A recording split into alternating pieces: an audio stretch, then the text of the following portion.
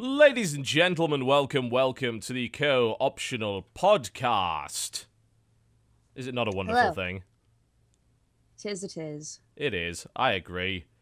Someone's conspicuous by their absence. Someone couldn't be asked to be here because someone's too Hollywood for us now. You can't handle my musk. Not many people can handle your musk these days, Jim. I've noticed. It seems to be a problem. They find it intimidating. Yeah. It inflares the senses and fills the nostrils. And Jess is a sensitive boy.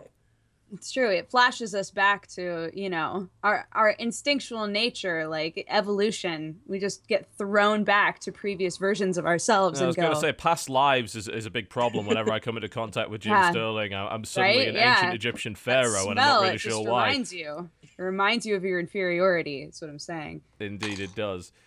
Oh my, oh my. Today's episode of the Co-Optional Podcast is proudly sponsored by Crunchyroll. Yes, it is. So thank you to Crunchyroll for sponsoring today's show. I did try a little bit of Gate. I decided to watch a few episodes of that. Oh, I'm so glad that you're making that face because I keep talking about how I think that show wound up so boring. I'm glad you're making that face. What is this?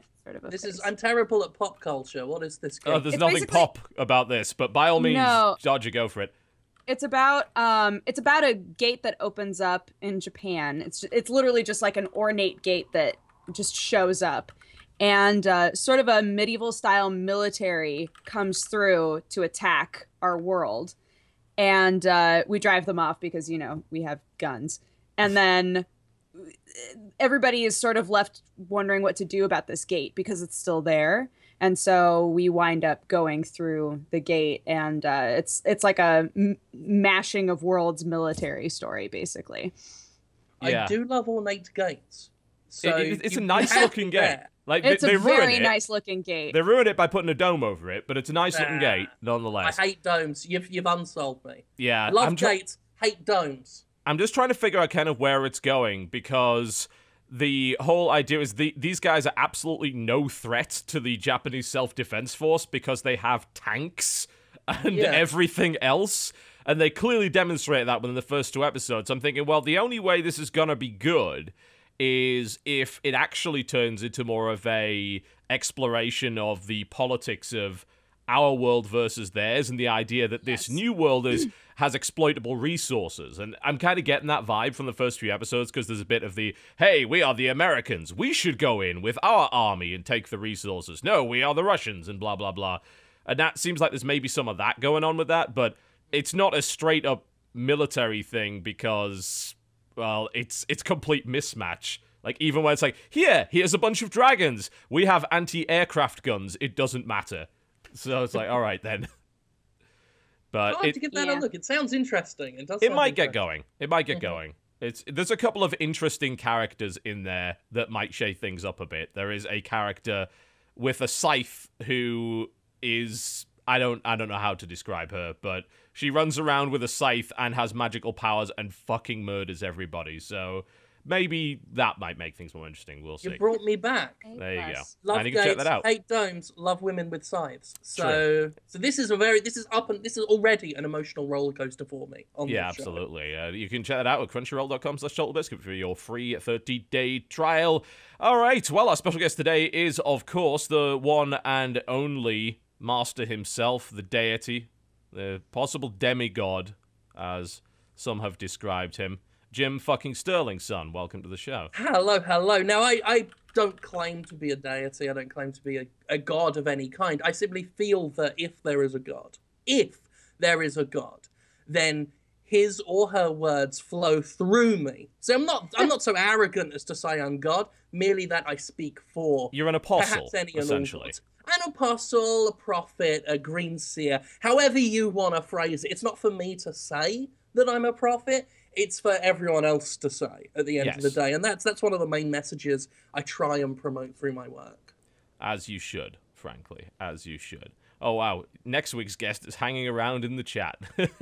Who, in fact, you spoke to. We had a little show a few days ago where we decided to talk about Let's Play and Metal Gear Solid 5, and myself, Slow Beef, and Jim went on for that one, which was pretty Hello, cool. Slow Beef. Hello. Yeah. Every time I say Beef. Slow Beef in real life, my wife laughs her head off. She loves his name. It is great, isn't it? Yeah. Yeah. I want to know where it came from. I'll be asking that question. Yes, he'll be on next week, so we can definitely ask him then. And of course, Dodger is here. Jesse is not. Jesse is not. Guys, I totally bought those Bulma bunny girls.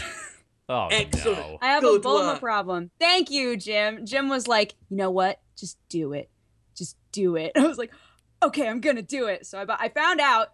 So I have a Bulma problem. For those of you who don't know, I recently got the Bulma riding her capsule bike, and it's awesome. And I set that up during pre-show actually. And then every time I open up a new Bulma figurine, I'm like, I wonder what other Bulma figurines there are. I should go look. And there's Bulma in a bunny girl outfit, but there's the one in a black bunny girl outfit. That's like the normal one that I've seen around. But then going on eBay, I realized there's also a rare version where she's in a white bunny girl outfit, and there was one person who had that, and I was like, damn it, I need it. So You need to get it. I You bought need to get them both. I don't judge anyone for buying. In fact, when I see people get dragged into the consumerist slime along with myself, I feel a lot better about my own problem. I was totally the person who stood off to the side and watched all of my other friends buy figurines at Anime Expo and stuff, and was like, God, you're wasting so much of your money. And then one day I just bought one, and it's been a really harsh downhill slide since then. Well, I mean, I showed you guys them. beforehand just the problem I have. Yes. Yep. I won't even tell you beautiful. how much the dog alien up top cost, but it was a lot. And yeah, I mean, I bought an Immortan Joe breather mask just for like I noticed that, and I was of trying to footage figure on the out what. And conversation. I can't bring criticism towards either of you because I'm now having to figure out a new storage solution for my Star Trek miniatures. So That's I the have proper 8 storage ships issue. in All coming boxes. together. It's got really bad because I've actually started to fall down the infinite money well that is what I call collectorception, which is I get the model of the Star Trek ship, and then in Star Trek Online, I virtually gamble for the virtual version of that ship that I can now fly around. And I did make my I'm in the Reddit guild over there, the Reddit fleet, because a lot of people are, and I bought, I think it was. I'm sorry, I'm a filthy, awful person when it comes to this game. Like, I do the things which I know I shouldn't do. No, I have sinned. I buy those lock boxes and I open them for the rare chance of something. And after 20 of these things, I unlock this this big Krenim Science Dreadnought, which has like 1% drop rate or something even lower than that. Maybe I'm just like, I hate myself. It really is. The self-loathing you get, like. It does not outweigh the pleasure you get from the thing. No, like, it doesn't. That's the loathing thing, is just. I'm like, I don't regret any of this. I still don't.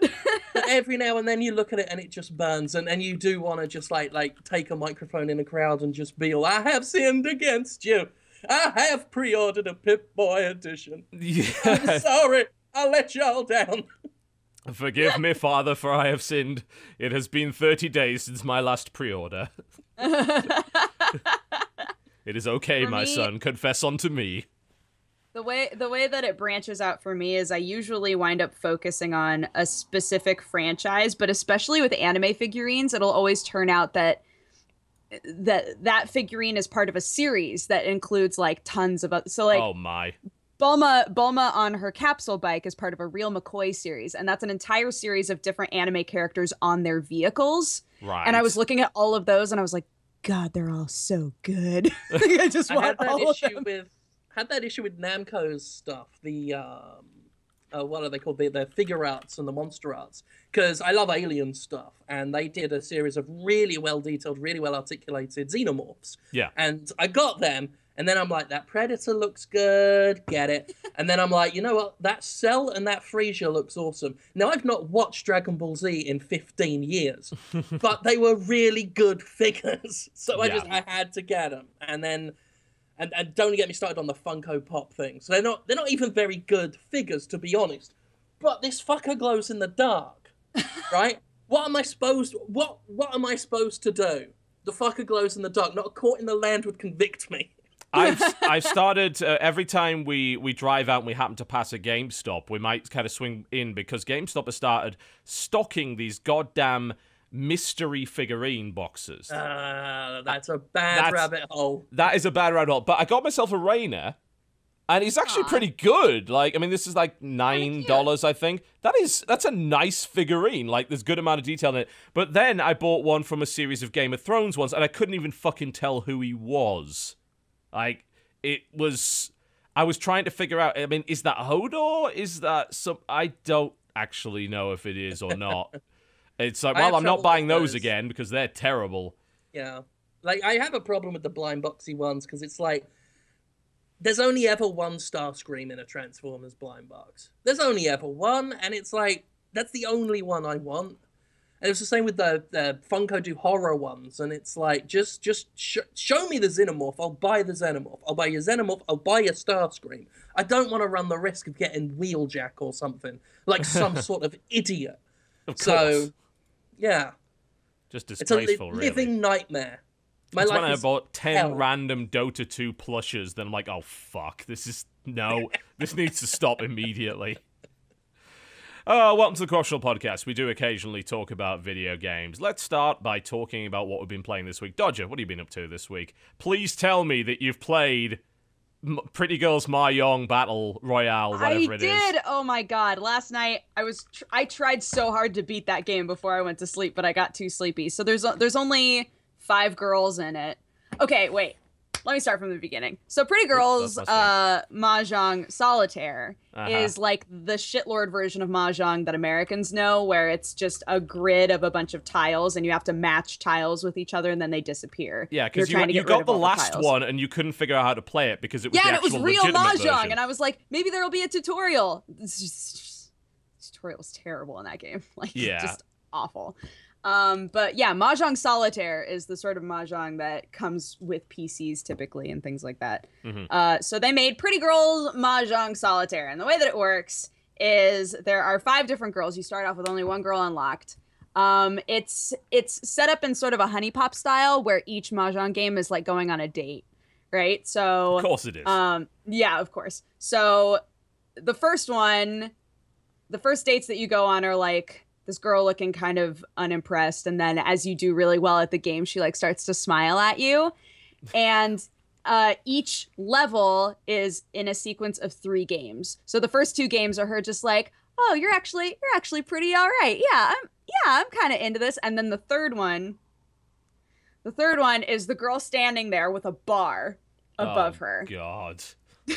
As you connect matching tiles, the bar slowly goes down, and then it will reveal a different outfit. Now, at first, with your very first dates, right, the outfit is just like, oh, like a sundress, or like a cute costume.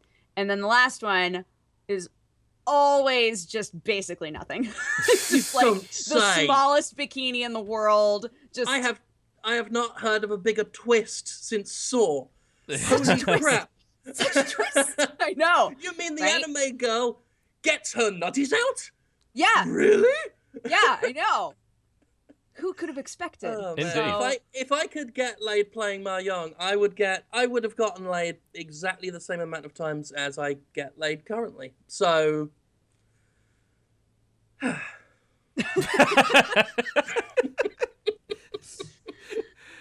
trying to figure out, like, should I be pitying? I mean, where are we going with this? I wasn't sure where I was going with it either. I went for self-deprecating, but then went into esoteric. Yes. Right. Difficulty-wise, though, the game does get very gradually difficult. It doesn't have, like, a steep curve.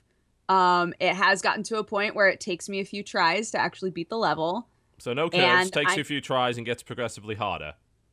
Yes, yep. Okay. And I have 2 girls left to date. And then I'll have beaten the game, I think. I don't know if there's just like a free-form playing version of the game that you can do once you've beaten all the girls. Dated all the girls, sorry. But so far, I mean, it's going pretty fast. So if that's all that the game has to it, then it's not going to take very long. I would expect not. Mm. Is it worth the money? That's the question. How much is it? That's a even better question. It $12? is $12 at the moment. Nailed it. Look, if you think having a bar of a girl that slowly lowers down and you get to see like parts of her boobies is worth $12, then awesome. But otherwise, you could literally play Mahjong on Windows. I'll buy 5. It's cheap comes at half with the price. Windows. Oh man. So yeah, there's that game. I played Only that. slightly depressing, that one. But it's a bit better than the last one, though, right? You can actually play this one. I don't have to actually know real Mahjong in order to play this game. That's a bonus. Yeah, it's a huge bonus. I played Fingered. Did any of you guys play Fingered? Yes. Oh yeah. That game is disturbing. Yes. It actually made me feel bad. It's an a Ed very McMillan disturbing game. Huh? It's an Ed McMillan game. Yes. That and disturbing might as well be the same thing. Very unique art style for Fingered. Now, I'm going to ask you to describe the gameplay. It shouldn't take you too long. Oh, it's literally there's a lineup of dudes.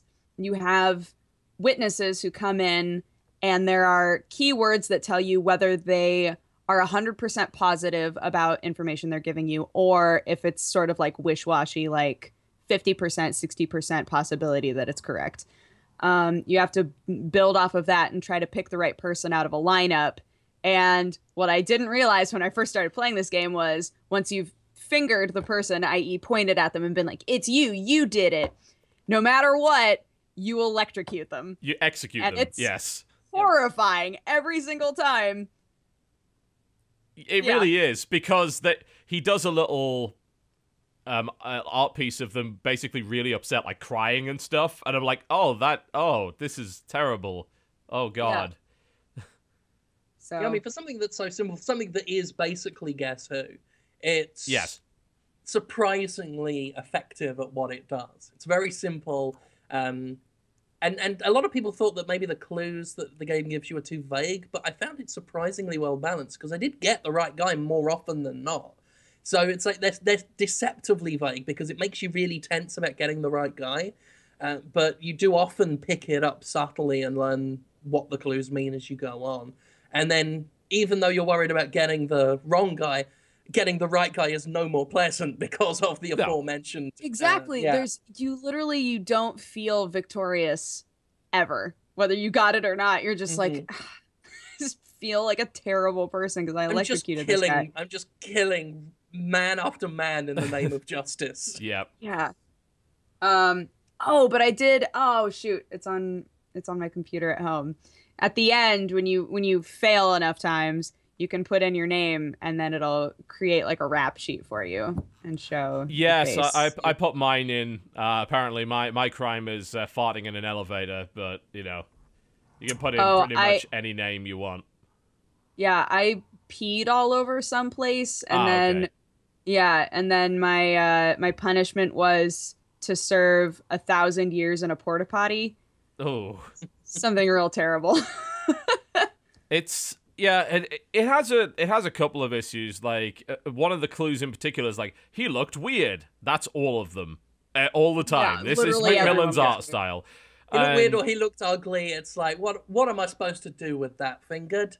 Come on, Fingered. Yeah, and the game is deliberately designed that at some point you just have to guess, and it admits that. At least it front loads that and says this is not fair. This game is not a fair game. And, if that was in any other bigger, more expensive game that wasn't like the cost of a packet of crisps, then you might have reason to be upset about that. But it's a fuck about game at the end of the day. It's totally. Half an hour worth of entertainment. It's one of those. Hey, we've been working on and talking about eugenics for a really long time. Sorry about that. Here's Fingered. Yeah. Here's a game we slapped together for lols. Mm-hmm. Enjoy. Yeah, how's eugenics going? When's the last time I don't know. It was eugenics? delayed apparently, so because they had it at PAX like 2 years ago, didn't they? And it's clearly not done yet. No, I think they're mostly just working on the afterbirth for Binding of Isaac at the moment, and eugenics has just kind of slipped by the wayside while they're doing more Isaac stuff. Yeah, I guess so. Which is fine by me. I mean, I can't get enough of Isaac anyway, so. Bring on more of. One of those weird people that just doesn't get into it, unfortunately. That's a shame. That is a shame. I've been replaying it on 3DS, even though I have it on everywhere else. I'm one of those idiots who'll...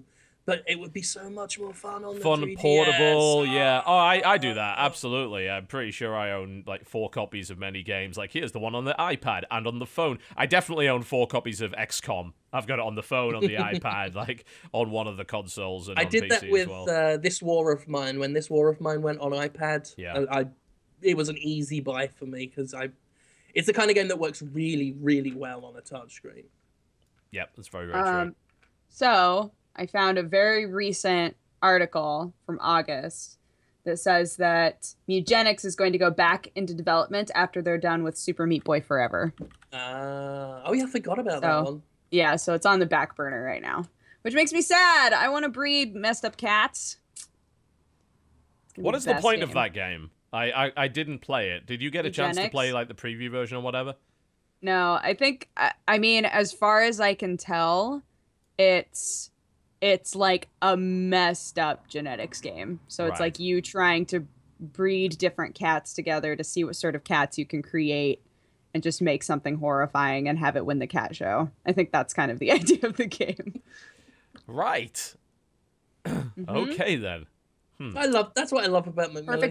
He doesn't give a shit. It's right. He just makes like the most fucked up shit, and I'll always play it. I'll always play it. Anytime he makes something, I'm just like, I'm in.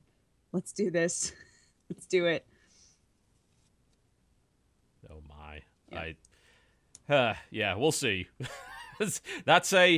I am not really looking forward to that game, but I'll probably look at it when it arrives, sort of situation. It's like, this is a bit weird for me.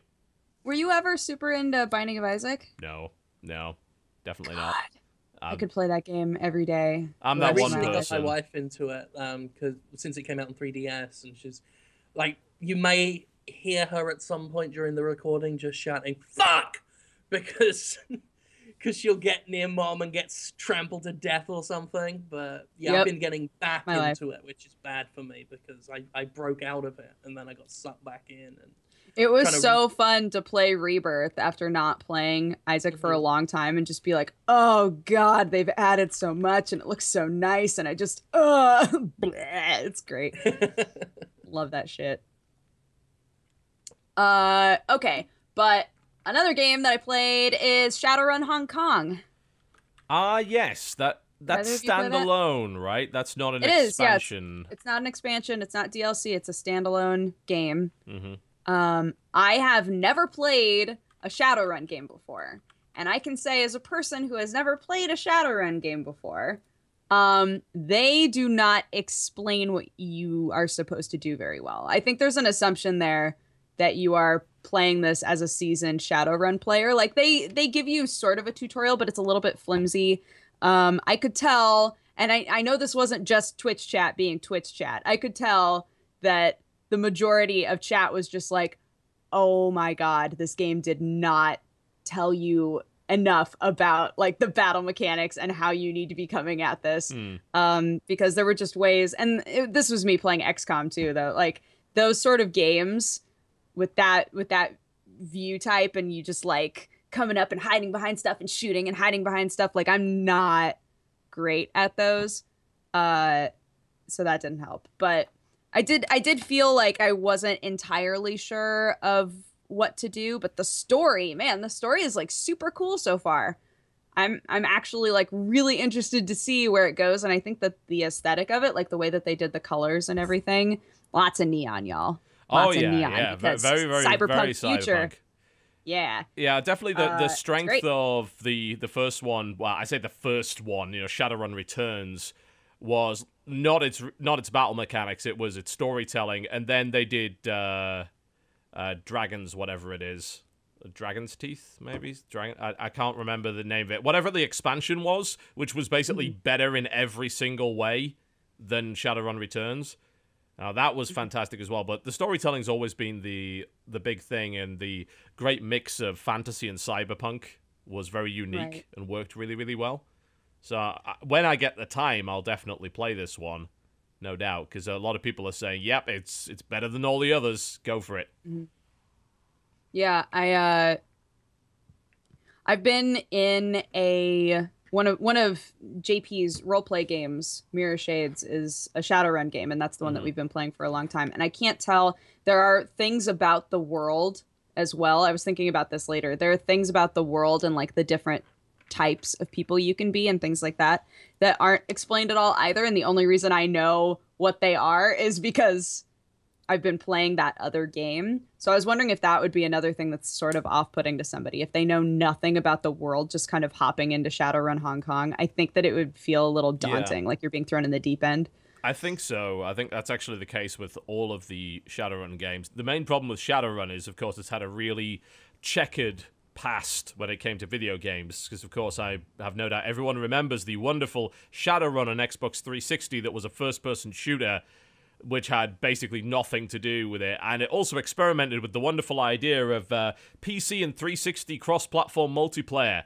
And then they rapidly realized why that was a terrible idea, because the PC guys were just destroying the console guys. Because it's an FPS! They have a mouse and keyboard, of course they're going to. I always smile when I remember that one. It's my fondest Shadowrun memory. The Xbox 360 Shadowrun. Oh, great days. Great days. Yes. Feel like there was no Shadowrun on Xbox. Yes, I know. I keep telling yourself that, and I understand why you would think that. It was the only Shadowrun game. Yeah. There was that one on the Super Nintendo and the Sega Mega Drive, I think, as well. And it's been a bit of a strange road for Shadowrun, but it does seem like it's definitely getting back on the horse. Returns was okay. It was pretty good. It was a bit threadbare in places, but it was all right. Then Dragonfall was fantastic, and sounds like Hong Kong's pretty good too, so I'm looking forward to giving that a bash when I get the chance. I've been wanting to get into like reading the books, because I think the Shadowrun world is really, really fascinating, but I have no idea where to start with those books. There's so many. Not a clue. I was never into the pen and paper. I'd heard of it in passing. There was reverent whispers when it came to that particular series, but it's sort of the pen and paper is sort of convoluted.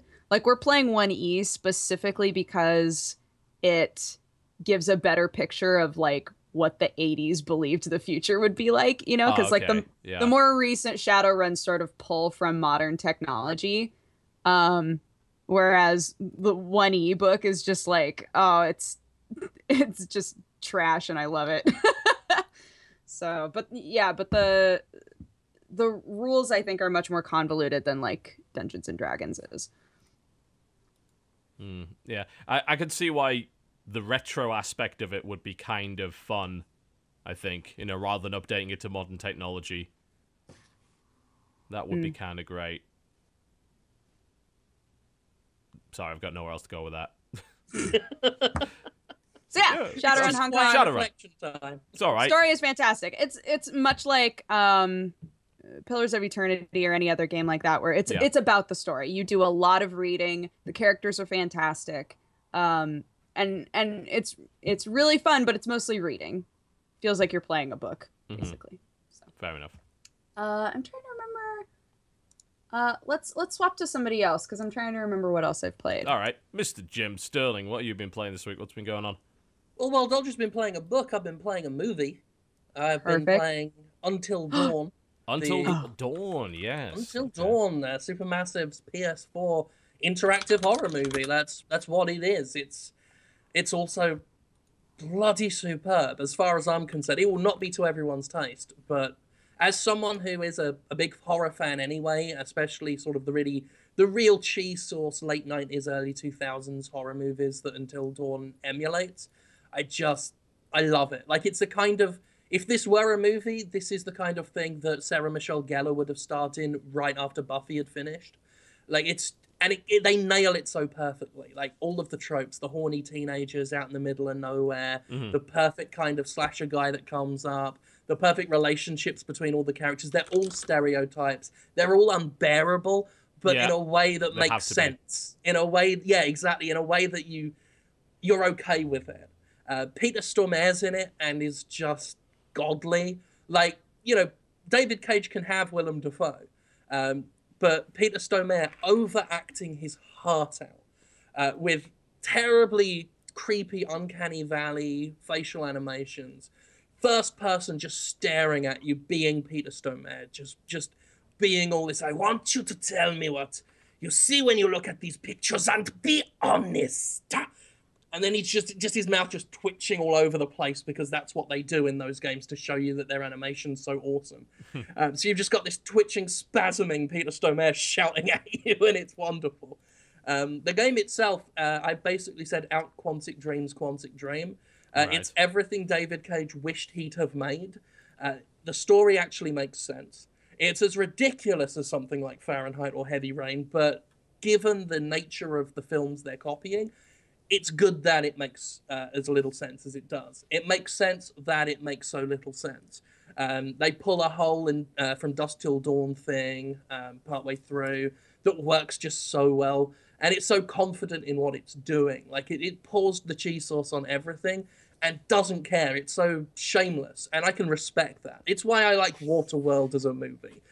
Because it knows it's being ridiculous and just says, just go with us on this. And if you let yourself go in on it, then it's just a great ride with real consequences. Unlike, I've got much respect for your Telltale games and all this. I love Telltale's work, but here the consequences really do matter. The decisions you make have an effect. Something as simple as deciding who gets a flare gun in the game can determine whether someone lives or dies later on, whether someone has the tools they need to fight off an attacker. Where you may place a baseball bat in a room could give you something later on to help. Whether you're nice to an animal or not can help. These consequences come up, and they actually have a menu called the Butterfly Effect menu that details all of these different turning points in the story. And after an event triggers, after the butterfly flaps its metaphorical wings and the hurricane happens, it tells you where that happened, where the split in the story came. And it's very cleverly structured. You can tell I like this. I could just bang on about it. I could spend the next 2 hours, but I'll stop there for the moment. But how does it play exactly? Because I'm not 100% familiar with Until Dawn. I haven't heard a great deal about it up to this point. I was kind of skipping over it because, it's a horror game. I'm probably not going to be interested. But the more I hear about it, the more that sounds like something that would actually be my bag. So how do you play it exactly? How do the mechanics work? Well, it is very similar to a Quantic Dream game. It has a lot of heavy shades of interactive movie. There are moments where you do a lot of walking and exploring, and they're pretty useful because you can pick up clues and find little totems in the environment that give you flashes of the future. That'll give you clues as to what the best decision might be. Yeah. Or you might even see a character die, and then you're like, shit, how the hell do I avoid this? Because anyone can die, and you can end the game with any combination of characters alive or dead. And so yeah, there's a lot of that walking exploration. There is a lot of Telltale-esque dialogue choices. They're very streamlined. It's more or less like, do you confront someone about this or do you not confront someone? Do you take this thing? Do you not take this thing? And it branches the paths and it kind of splinters more and more as you go on. There's a lot of the Is it a short game? I want to say it's about, I never stopped watching myself, but I want to say, I know someone streamed the whole thing recently and they came in about 5 hours. Right. With a lot of potential replay if you want to. Yeah, it sounds like it's got a lot of replayability in it. Yeah, once you beat the game, you can play any episode again and make different choices to see what happens. And, there are various QTEs in there. Some of them are like your Beyond Two Souls, where you could just put your hand off the controller and they'll fail, but just trip a bit and it won't change much. But there are some, and this is where it keeps you on your toes, some where it will be life and death. So you never know what's actually going to work and what's not. I called the game's bluff once and ended up with 2 thumbs pushed through the character's eyes. So it is very, very nerve-wracking. So yeah, I really love it. It's especially good if you know horror tropes, if you know if you know the rules of horror. For example, if you're in a group of people and you hear a suspicious noise and get the opportunity to break away from the group without telling them and go explore on your own, maybe don't do that if you've watched any horror movie in the last 20 or 30 years. Yeah, I was going to say. I did it just to see what happened, and then what happened. I won't give it away, but what happened, and then I was like, yes, a classic goof on my part. It does sound fun, and it's out today, if I recall correctly, isn't it? Yes, it's out today. I might pick that one up. Yep, did a review on thejimquisition.com. If there are people still alive in the world who like to read words, I have the written words. So I played that. Played Gears of War Ultimate Edition. It's Gears of War, but a bit more ultimate. So good for them. I do question having an Ultimate Edition that then also has a deluxe edition of the Ultimate Edition. Deluxe Ultimate Mega Super Hypercharged Edition. Yeah, right. It's like, this is, it's Ultimate. I'm not going to deny it's Ultimate, Microsoft, but this is clearly less Ultimate than the other Ultimate thing you're doing, because that, by definition, is more Ultimate, because it's Deluxe Ultimate. Maybe don't call it Ultimate, especially if you've got GameStop pre-order bonuses. That's not very Ultimate. It's middlingly Ultimate, and that's not Ultimate. It's not.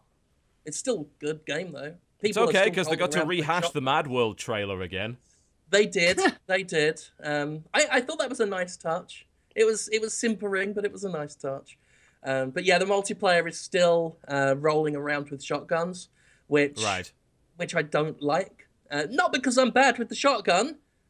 Might be because I'm bad with the shotgun, but more to the point, I always felt the way the whole thing came about with the shotguns, because I know it's still a contentious thing even to this day. It's got its defenders, got its detractors, but its influence on the game is a failure of the multiplayer aspect of Gears of War, because Gears of War is supposed to be a cover-based shooter, and the shotgun turns it into a cover-based shooter in which cover-based shooting gets you killed. Once you stick to a wall, once some prick rolls up to you, presses a button and makes you explode into stakes, like, it's over, and you think, why the hell am I playing the game as intended like a chump? So it did always let it down for me, and that's a shame, because I used to love the hell out of it, but now everyone knows the shotgun thing, so now everyone's doing it, just rolling, tumbling, and blasting like genocidal circus clowns. That does not in any way sound enjoyable. Not really keen on that. Although I will pick it up to play the campaign, because it is now 60 frames, so that's going to be decent fun. Unless it's in co-op, which disappointed me. It drops it back down. Well, maybe on PC it'll be 60 with co-op as well, because I know they're doing a PC version, and okay, the Xbox can't handle it or whatever. I'm not sure if it's a Windows 10 exclusive. Like, I heard that it was just going to be Windows Store. I know there's no pre-order option on Steam, which is unusual for something that that popular, I suppose. But yeah, it does seem like it's probably going to be one of those Windows 10 Windows Store games. So, I mean, I need to upgrade at some point. I'm planning on dual booting because I don't trust it to, not fuck with my work in some way. It will. Something will happen, I can guarantee. But it's going to be a pain to do that. I had no problems. I upgraded to Windows 10, I want to say 2 weeks back, and was surprised that my computer didn't explode or my eyes didn't melt out of my skull. It actually worked out rather well, quick and easy, and I guess I was one of the lucky ones. Yeah, some people have said that, it's absolutely fine. Now, there's been a lot of stuff about Windows 10 that's kind of been blown out of proportion. And it's like, there's ads and this, and I know there was the solitaire thing that some people were upset. Thing? So, I haven't read or heard really anything about Windows 10. Solitaire thing makes me laugh so much. Yeah, I'm in two minds about that one, because everyone was kind of getting up in arms about the fact that there were, I think, microtransactions or ads in part of Solitaire. But I say part of Solitaire. How do you do that? That's not real. It's pre-installed on Windows 10. Mm-hmm. Now, they did this in Windows 8, to be fair. That doesn't make it any better, but people always point it out as if it makes it better. But people noticed it now because it is pre-installed rather than Windows 8. But Solitaire's pre-installed, along with one of those fucking Candy Crush games. And it has ads on it. Runs ads, etc., etc. And you can pay Microsoft a subscription fee, a yearly stipend, to have the ads removed. Which, on its own, I can see people not being too bothered with it. But at the same time, it really is a fairly dismal look at where OSs are going. where we will end up with basically the free-to-play version of Windows, which essentially, I mean, Windows 10 is kind of an exploration of that, and I'm worried about the day where you've got to keep buying they'll bring back Microsoft points, and you spend them to use the calculator. Like, that's what I'm worried about, the end game of this.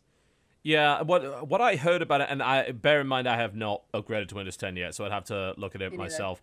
But my understanding is that the ads and the bullshit are only in the extra modes, which are not the default solitaire things. Right. So if you want to play the same solitaire that you got with Windows 7 and Windows 95, you can without any issue. But if you wish to dive into the other modes, the new stuff that they've added, then they add support that. I think the bigger problem I've got with it is what Microsoft is doing at the moment is they're selling software as a service, which in some ways is okay. Like, I pay Adobe $20 a month for all the Master Suite stuff. That's fucking fantastic, because before that, I was paying like upwards of $1,000 to get Premiere, and then it's like, oh, we're going to upgrade. Like, no, don't upgrade. That's going to cost me another God knows what. So I know a lot of YouTubers now are just subscribed to Adobe, because it's much easier. You know, you get the cloud-supported updates, you get all the software you need, and even the stuff that, like, I would barely use, like After Effects. Maybe once in a blue moon, I actually do need After Effects. And I have access to it now because of the subscription. But having an operating system as a service, that's where things start to get a little bit iffy, because they have a motivation to start to sell you things through the OS and to start to reduce the amount of customization that you would have. And you'd end up turning it into iOS at that point, where you have like, oh, newsstand can't be removed because we really want to sell you magazines. Or, you know, you can't, for instance, you can't rent an Amazon movie on an iPad. You have to rent it on the website and then view it that way. If you can't do it through the app because Apple won't let you, because it's competing with iTunes, so they wouldn't want that. Well, the very word service is starting to make my skin crawl. And it shouldn't. Service is a good word. You'd think so, yeah. Yeah. It can be a euphemism for doing a sex on a person. That's great. I love the word service, but especially things like the term games as service and how so many companies have used it as an excuse to not actually service, as an excuse to force the SimCity, of course, more famously, to be online all the time when it didn't need to be. But it did. They said it needed to be online. You believe them, right? Arts wouldn't lie to us. No, you believe them. I feel so betrayed. Oh, I trusted them with my life savings, and they said they'd look after them. Fucking sorry, I'm getting warmed up for Konami later. We sent them our seed. We sent them our seed money, and we expected blessings to come onto us, and they did not. Indeed. Not like that. What I was saying. I wasn't even thinking that. That's the first time someone beat me to it. There you go. I get it. We're professionals when it comes to this stuff. Like, you've got to be on the ball in this show. But yeah, the whole idea of service, especially when, you know, they demand that we be the ones be online all the time to play a game like Assassin's Creed. They demand we use something like Uplay for Ubisoft to play something like fucking Zombie. Doesn't even have an online mode anymore. I try and play Zombie and I've got to register it with Uplay, and I can't because Uplay servers are down, so I can't get into the game. Or SimCity, where people couldn't play it because the online mode didn't work. And you call this a service and you're not serving us. And as far as I'm concerned, and I don't care how many people are playing your goddamn fucking game, I don't care whether your servers are in trouble or not, you've demanded we be always online. I think it's very fair to demand that you always be online. You know, hold yourself to the standards you're holding your own fucking customers to, please. That would be nice. It really would. And they are never, ever online when you need them. And don't even start on fucking Uplay, because I've had my Uplay account hijacked 3 times. 3 times.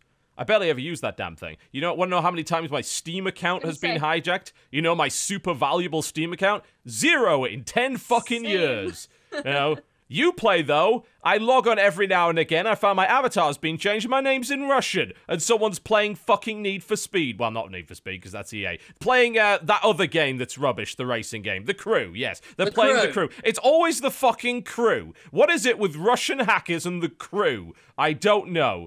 But apparently they fucking love it. You know, they can have it. They can have it. The Crew is terrible. Russia, you want absolutely. The Crew? You go do it. You want to drive around a fucking town still finding radio towers like you're playing Assassin's fucking Creed, because every game Ubisoft does is apparently the same fucking thing. Like, I made a joke, like, I coined the term Ubisofted, which is where you make fun of Ubisoft for something only to find out Ubisoft's already fucking done it. Like, yeah. I made this joke about how The Crew is going to make you drive up radio towers to open bits of the map, and straight away people on Twitter are like, Jim, they've already fucking done it, mate. But yeah, the only thing then, if they were as consistent running Uplay as they are with radio fucking towers, then Uplay would probably be a decent friggin' service. But it really cheeses my onions that I get something that's being sold on Steam, and I have to go over to fucking Uplay, only for it to be told, sorry, our servers are down. You can check back later, or alternatively, you can go fuck yourself because we're Ubisoft and we don't give a damn. You play more like you don't play. Yes, Dodger. Sorry. Is cheeses my onions a thing? Is that a thing people say? Well, it's sort something of, I'm trying to make a thing, like Microsoft and Bing. It would be a reference to cheese and onion crisps, the very popular flavor in the UK. So it is kind of a thing. I was literally imagining somebody being like, man, I've got my bowl of onions ready, but you know what'll really push this to an 11? Some cheese. That's just like a thing that you guys eat. Just like, yeah, I had a cheese and onion omelet this morning. It was brilliant. Fucking onions. Ugh. Onions. You don't like onions? Whoa. I hate onions. Disgusting. What about mushrooms? I can deal with mushrooms, because mushrooms are like... We're okay, then. Mushrooms are like lazy meat, you know? True, it's right? Like, yeah. we're sort of meat. We're kind of there. Mushrooms are meat that has not committed to being meat. Exactly. You know, they don't really put in a lot of effort. They're still in the formative years of their life. They haven't really decided what they want to do with the rest of their existence on this earth. Eventually they'll grow up to be baby cows. I imagine them all sounding like Eeyore. Just, I guess I'll get in the soup, I suppose.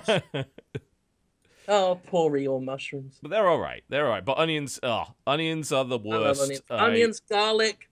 Garlic's wonderful. Garlic's wonderful. Onions make me gag. I hate them. I think to myself, I'm already repellent to men and women. I might as well eat onion and garlic. I might just live life to the max at this point. I went on like a really, really fancy date not too long ago, and we got this platter that just looked gorgeous, and there were all of these little white things all over the place, and we were like, what are those? What is that garlic? And I was like, I'll find out. And I just ate one, and it was an entire clove of garlic. Oh. And it really put the cherry on top of the date. That's a palate cleanser for you, isn't it? Yep. It really it just made me more appealing than maybe ever before. So eat your garlic, everybody. Absolutely. And not your onions if it makes you gag. A la TB. Yeah. Yeah, I love onions. I love onions. Yeah, I'll use a bit of onion powder in my cooking, because I realize the flavor of what it does is kind of vital to many dishes, but I fucking despise onions. So, like, I'll put a little bit of onion powder in there and a bit of garlic. That's okay. But anything past that, no. Onions are the worst. They are the devil. I once invented the sterling onion sandwich. Now, before I was gainfully employed, I was a piece of shit. So I invented foods for myself. Now, the sterling onion sandwich, now this is a recipe I'm going to pass down through the generations. It's 2 slices of white bread with butter on, and then just a load of raw onion in there. Oh, God! It's fantastic if you're lazy, unemployed, and a piece of shit. It's quick. Graceful.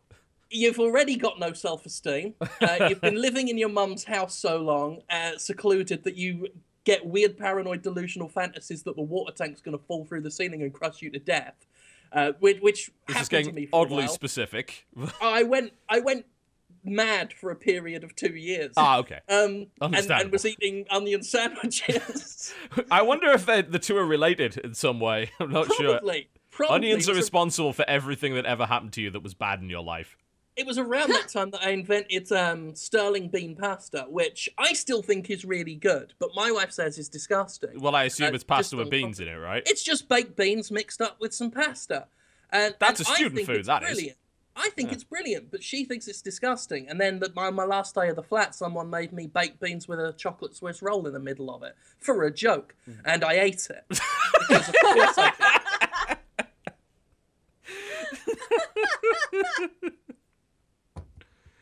Incredible. It makes you feel better, TB. I still really, really hate mashed yams or mashed sweet potatoes. That makes me want to die. I'll eat like not a fan regular of those. sweet potato fries. I'm like okay with. They're not my favorite, but like if it's mashed up, I don't care how much fucking sugar or maple syrup you put in there to try and make it taste good. I literally sat at the dinner table until it was bedtime when I was a kid because my mom was like, "You're not getting up until you eat you your were sweet one of potatoes." those. And I was like, yeah.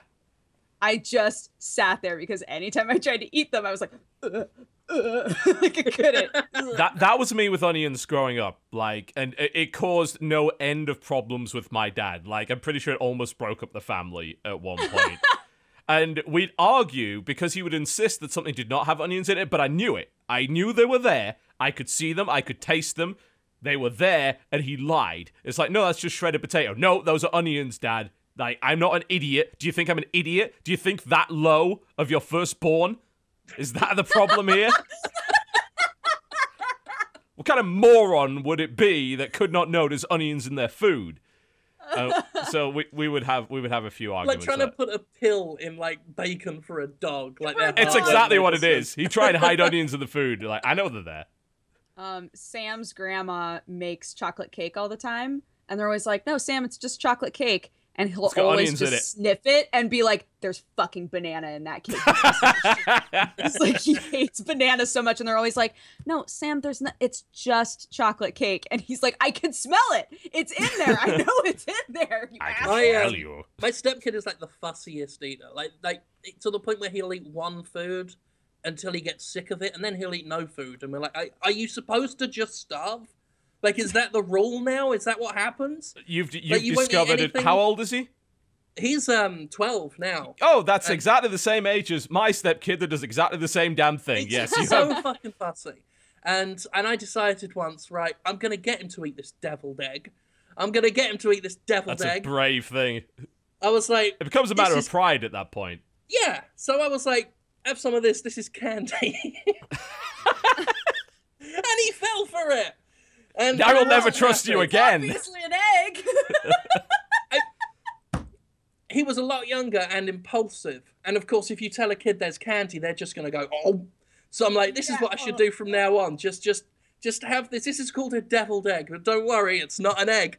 It's definitely like it's a new Jolly Rancher. Have some of that. I'll spat it straight out. But I won that. I won that one. He ate a develed egg. I love deviled eggs. I need to get some deviled eggs. I was gonna say, I could go for deviled eggs right now. They smell so bad. When I discovered Thanksgiving in this country, that you guys do some weird shit. Like yams. I mean, yams. They shouldn't be food for one thing. Again, right? Yeah. Fuck yams. They're gross. And also, fuck sweet potatoes. Like potatoes are not supposed to be sweet. What? No sweet potatoes. What the hell? It's like, let's ruin food by putting something which is sweet with all this other delicious savory thing. And, I mean, come on. Mashed potato, one of the best things in the world. Chips, one of the best things in the world. How could we ruin them? Use the wrong kind of potato. Because fuck you, we are America. We'll do what we want, damn it. We like colourful food here. Have you had green bean casserole yet? Yes, it's awful. It's... What? Oh my god, it's my favorite part of Thanksgiving. I know some people put marshmallows on the top of it. What are you doing? Like, it's... I think that's a very southern thing. On the top of sweet potatoes. Is it sweet potatoes they put that on? Not on the top of green bean casserole, unless you're a monster. I was going to say, I think there might be some monsters around here. We are in the South, after all. That's true. They'll put marshmallows on anything. Like, it's too sweet. Like, I I can't eat bread in this country because they Yes. they just inject corn syrup into it. Yeah, there is and one kind of bread that's okay, nature's own sugar-free wheat bread. So they Oh yeah, I've had the Nature's Own, yeah. Yeah, that's edible. But when I went home, I got it. The first thing I did, you want to know the first thing I did? I went to the toaster. It's an old decrepit thing. The handle's fallen off this. Like, if you got to be dedicated to make toast in this toaster because the handle's gone off it, so there's nothing but a sharp piece of metal. So if you got to really want toast, and in goes 2 bits of Hovis, bam, cut my finger open, delicious. Just I like that's kind of a Night best. Vale toaster. You've just got to bleed on it to get it to work. I kind of like that. Yeah, I was expecting to be questioned by the Benny Gesserit at any moment. I have to go down Fresh Market. There's a place called Fresh Market down there, the next town over. If I want bread, I have to go there and feel just feel like the walking embodiment of privilege as I walk around these grocery. It's an up-jump grocery that plays classical music through the thing. All the rich it's one of those. Go there. Okay. And I'm just there with my basket, just putting French batards in the trolley, just thinking, this is great. I'm going to go home and eat all this bread and feel terrible. But it'll be worth it. Because it's the only bread I get anymore. Like, I'd be great at the Atkins diet if I had any discipline. But I don't, so I'm going to go down Fresh Market and get some bread and deviled eggs, son. Yeah, I mean, I'm basically a Scott Pilgrim when I say bread makes you fat. I'm like, oh, shit. But it's so delicious. I was told it was healthy when I was growing up. It's wholemeal. It's got to be good, right? Hovis told me. They wouldn't lie to me. Hovis wouldn't lie. They're not I trusted them. You're not Okay, EA, why don't right? why don't we take a break? Then we'll come back. We'll try and talk about the games we've been playing this week. Or we could get down to onions. I don't know. Jesse's gone. It's the balance. It's a free-for-all in here. Who I was knew gonna Jesse's say, going to kept it all together? We're supposed to be balancing our humors, and everything's gone horribly wrong now that we have lost the prime humor, I'm afraid.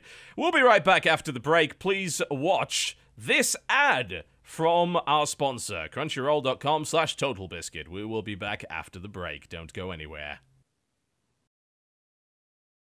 Let me see. Sushi and Go-Go, Japan Buffet, Crunchyroll. One of these things is not like the other. Well, I'm ordering from Crunchyroll. It sounds delicious. Oh, it is, just not in the way that you think. Crunchyroll is a service where you can stream all the anime you want in HD for one low price. Well, this isn't gonna sate my hunger at all. Yeah, but you know what will? Food Wars! This comical anime was created when a former hentai artist decided to make a story about food.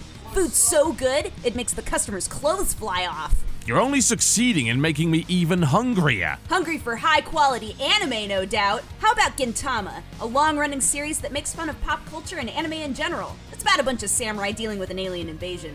Look, honestly, all I wanted was some chicken teriyaki. Well, what about Nisekoi? It's a harem anime about a guy with a locket who's looking for the girl who has the key, but spoiler, like every girl on the show has a key for some goddamn reason. Dodger, there's this manic look in your eyes, and it's freaking me out. Please, just let me order dinner.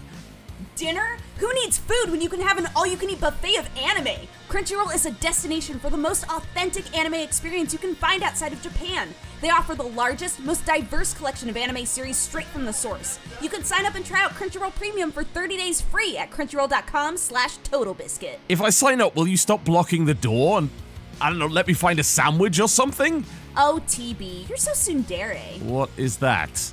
Can I eat it? Crunchyroll. Get all the anime you could ever want with over 25,000 episodes available to stream in 1080p on almost any device. Sign up for your 30-day free premium trial at crunchyroll.com/TotalBiscuit. Please, just do what she says. She won't let me leave. Ladies and gentlemen, welcome back to the Co-Optional Podcast. All right, let's get back on to discussing video games. I don't really want to talk about Hearthstone because I know none of you give a fuck. You'll literally be talking to yourself. But the new expansion's out. It has got new cards. How did That's the one of them pack-off their go with newfangled Krendor? MOBAs, isn't it? I hate you so much. Don't start with me. How did the pack off with Krendor go, though? It actually worked this time, which is significantly better than the last time we tried it. So those who don't know, whenever there's a new expansion release, myself and Krendor compete to see who can get the entire set the quickest. It's essentially a vulgar display of internet wealth. That's what it's for. And we open as many packs as we can. Now, the last time we tried this, the servers crashed over and over and over again, so it wasn't really an option. This time around, the first 30 minutes, the packs would randomly take 10 seconds to open, but for some reason, whenever you opened a pack with an epic card in it, it would be really fast, which to me smells like Blizzard's new pay-to-win model. So it's like you need to buy the much better packs in order to make that work. But it worked out pretty well. You know, we opened a just obscene number of packs and eventually got everything, and then we played a legendary versus legendary battle, which was pretty good. And we had a lot of fun with that.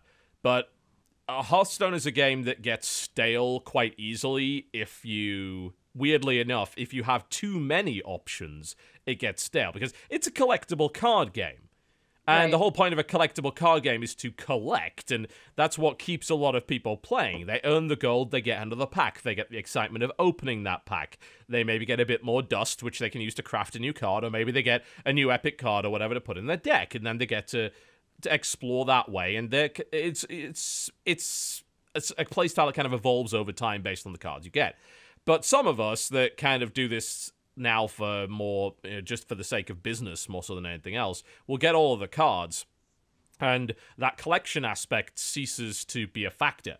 And when that collection aspect ceases to be a factor, it comes down to, well, how fun is the game when you have absolutely everything? And the answer is, it can be fun for a while, but it's also a game that really punishes you for being creative sometimes. You want to try something really crazy and wacky, but the way that most people have to play is they have to work towards a particular deck that they know is good, because that's the way they're going to earn the most gold to get more cards. So they will play what's good in the meta. You want to play something wacky and crazy that's probably not good in the meta, and you get just destroyed as a result over and over and over again. So it becomes more of a case of trying to figure out, what wacky thing can I make that also sort of works against the decks that people are currently using? And more often than not, you don't come up with an answer to that, because people are way smarter than you, and they've already figured out what the optimal decks are. So, it's going to be fun, certainly, for a couple of months for me, no doubt about that. I'll go back into Arena and play more, because whenever you add more cards in, the Arena always becomes crazy. And I'm trying out a whole bunch of new stuff. But ultimately, it will probably get boring for me after a couple of months. What I will say is it's good, especially good for people that don't own all the cards. Now, at the end of every season, they give you a chest that is based on your rank. So the higher you get in the ladder, the better chest you get, and it gives you free shit at the end of every... Oh, that's cool. Yeah, because before that, it was just you get a card back if you get to rank 20, which anybody can do. Now, it's, oh, you get a card back at rank 20, but the higher your rank goes, the better chest you get, and it's full of goodies and, new cards and things like that. So that was smart. That was a very smart thing for them to do. But, if you want the whole collection, I mean, I think me and Krendor probably spent over $300 to get the whole new expansion. Fuck. Nope. That's card games for you. You know what's funny? That's a deck in Magic the Gathering. I remember before we got any new card packs, and both you and Krendor were saying, if they really want to compete and have this be a card game that people continue to be invested in and continue to play and have the meta develop, they're going to need to, pretty routinely put out new cards. Yes. And now that they're routinely putting out new cards, all I ever hear from people is, there's too many cards now. Like, there's no way that I'll ever catch up. There's there's too many options. It's not... And I don't, what's the midpoint of that? Between those two opinions. Yeah, it's a weird situation, because I was reading very similar things. Every time a new expansion comes out, there's always a lot of posts, and they're not wrong, these people that say this sort of stuff, that it's a free-to-play game, and it's a free-to-play collectible card game, and collectible card games in general have a very large price tag attached to them over time if you really want to be super competitive and have a lot of options. You can get a competitive deck for cheap. Now, you don't have to grind too much to get them. It depends on what the meta is like right now. Now, at the moment, there is no meta because they've just released a new expansion, so everything's up in the air, which is a fun time. That's my favorite time of the game, when nobody knows what the fuck they're doing, because it makes me look better by comparison. So that's great. But a lot of people will then say, oh, damn it, the new expansion's out. I hadn't even got half of the previous one yet. Am I going to be left behind as a result of this? And Blizzard did some weird stuff in the way that they're releasing cards, because they do two things. They release either a full expansion, like this one, the Grand Tournament, or they release an adventure. And the adventure is a set cost, and you get to play these single-player challenges against these bosses, which are a lot of fun. And every time you beat a boss, you get a guaranteed card. And adventures usually contain, like, 5 legendary cards, and I think it's 30 cards in total. And most of them are really good. So they're a set cost. You can buy them with gold as well, but it's a large gold amount. Like, it's not like just buying a card pack, which is like 100 gold. I think an adventure is something like 3,000 gold or something like that to unlock. That's quite a lot of gold. Or you pay like $25 or $30 or something like that for it. So some people have been saying, well, if it was just expansions, it would be okay, but the way they're now doing it is they alternate between expansion and adventure, and it's really hard to keep up as a result of that. Because I can't save my gold for, like, the expansion to buy packs, because I've got to spend an obscene amount to buy an adventure. What if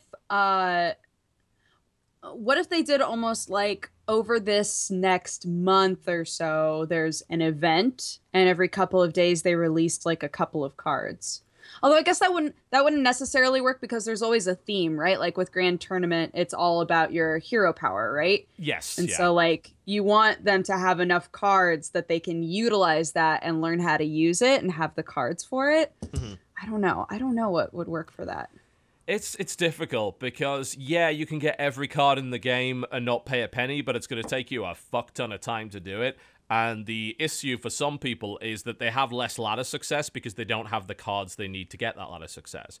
And It's not true that if you had a bunch of legendary cards, you win. That's not at all true. Like, the best decks maybe have a smattering of them, and a lot of the best legendary cards are guaranteed drops from adventures instead of random.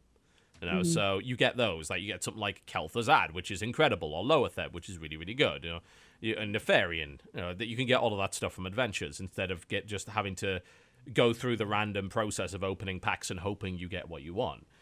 But yeah, I mean, I totally understand people's issue with it. That game can be expensive if you want everything. Yeah. You can still build a competitive deck. If you commit to only building that competitive deck, sure.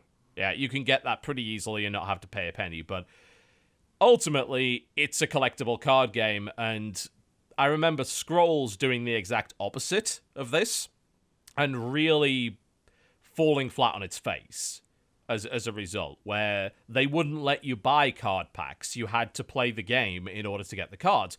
And I found that I didn't have the time.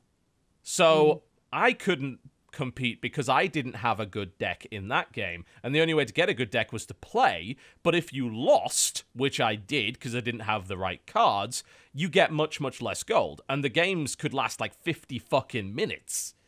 So Scrolls had a bunch of problems there. So it's like, as you said, where is the middle ground? And there is an answer to that, and it's in the physical card space, and it's called the living card game. It's something that Fantasy Flight have done they've been doing for quite some time. They took the model, and they said, look, what's the problem with collectible card games? They're fucking expensive, and collecting every card is really hard because of the random element. Yeah? So what if every expansion we released, we just gave you all the cards for a set price, and we gave you 3 copies of each? What if we did that? And they've been doing that with Game of Thrones. They've done it with a game called Android Netrunner, which is fucking phenomenal. They did it with the Lord of the Rings card game, which is a weird kind of co-op versus deck card game. They've done it with the Cthulhu card game, and recently the Warhammer card game, the Warhammer 40,000 card game. And they release a pack like every month, which consists of about 30, maybe 40 cards. And it'll be like 10 or 15 bucks, I think. So could you do that with video games? Yeah, you could, I think. I think you absolutely could do that. Because that's basically the DLC model. Yep. So I mean, it could work. Is Hearthstone a card game? Yes. Okay. It's all coming together now. There we go. I'm through the Hearthstone section. Don't worry. I know some people don't like it, but some people did. Oh well. Yeah. So I've been playing Hearthstone. Here's the thing that I played. So I found out that in Japan there is a game making an absurd amount of money, and it's called Monster Strike. I found out this game was apparently making $4.8 million a fucking day. I just heard about this yesterday. A day. How much? $4.8 million a day. Unbelievable. I was like, what? What? That is what? So I wanted to find out. Like, I was really curious. Like, what is this? I've never heard of this. So I need to try it out. And it turns out there's a US version of it. So I downloaded Monster Strike. Mm-hmm. I have never played a game like this ever. This is really weird. So it's a monster collection kind of RPG where you collect monsters and upgrade them. So far, so standard, yeah? It's like, oh, it's Pokemon. Yeah. But what if your monsters were actually bouncy balls? And the battle system involved flicking your balls all over the place. Yep. Sounds like good shit, am I right? Sounds like the So you have a sweet team stuff. of these 3 monsters, and the battle system is you have it's not match 3. Yeah, if people thinking it's match 3, it's not match 3 at all. So it's all done in vertical because I think most of the people in Japan play on phones. So obviously they kind of designed it for vertical play. And your four monsters, which is 3 of them plus a friend's monster, sit at the bottom of the field, and then it spawns monsters up here. And you get a turn, and what you do is you kind of pull back on your monster, and it sort of shows where it's going to go, and you basically fling it in the direction of the enemy. But if you have it bounce off your other monsters, it combos. And it combos with crazy shit. Like, you bounce it off a couple of different monsters, and there's fucking lasers flying everywhere. And each monster has its own kind of different pattern. So some will, like, fire this way. Some will, like, fire a bunch of bullets kind of in a bullet hell style system. And it's basically Monster Shuffleboard, I guess. But with an RPG and monster collection. And it's actually fucking fun. Like, it's really enjoyable because the combos are ludicrous. Like, you can blow up the entire screen with 1 billion points of damage really, really quickly. And the art style looks so much like Puzzles and Dragons. Are they I guess same? I haven't actually played much of Puzzles and Dragons, so I think it is pretty similar though, but the gameplay's nothing like it. But you're collecting these different monsters, and some of them are really fucking strange. Like, I just got a new monster, which is basically a girl crossed with a tank. Like, I think it might be a crossover with that weird anime with the tank girls in it. I'm not sure. There's another who's, like, clearly in a mecha suit. Cool. Then there's an actual dragon. Then there's a turtle that has a top hat and a scepter. And you can use that. Classy turtle. Yeah, it's a very, very classy turtle.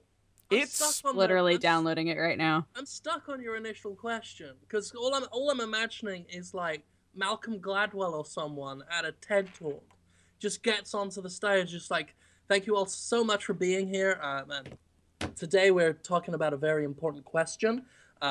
What if your monsters were balls? And then it's a 2-hour discussion on what would that world be like if your monsters were balls?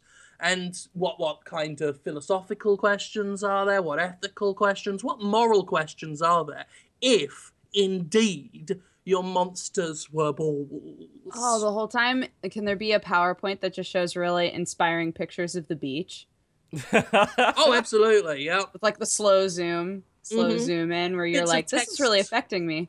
Text comes up that says things like the human condition, ludonarrative dissonance, all this kind of stuff. Yeah, Good. just what if your monster, like I could write a book on that very thesis. What if monsters were balls? Can we have pie charts as well? So many pie charts. Fantastic. Like too many pie charts. If there's That's one not thing this true. There's no world such has, thing. No such thing. That's If an the imaginary thing. If the Monster Ball Symposium could be accused of one thing, it's having too many pie charts. And even that's controversial because a lot of people lobbied for the pie charts. One person said that's too many pie charts. Another person said, shut up. You're wrong. That guy is ever wrong. Eternally wrong. He was born to be wrong. Yeah.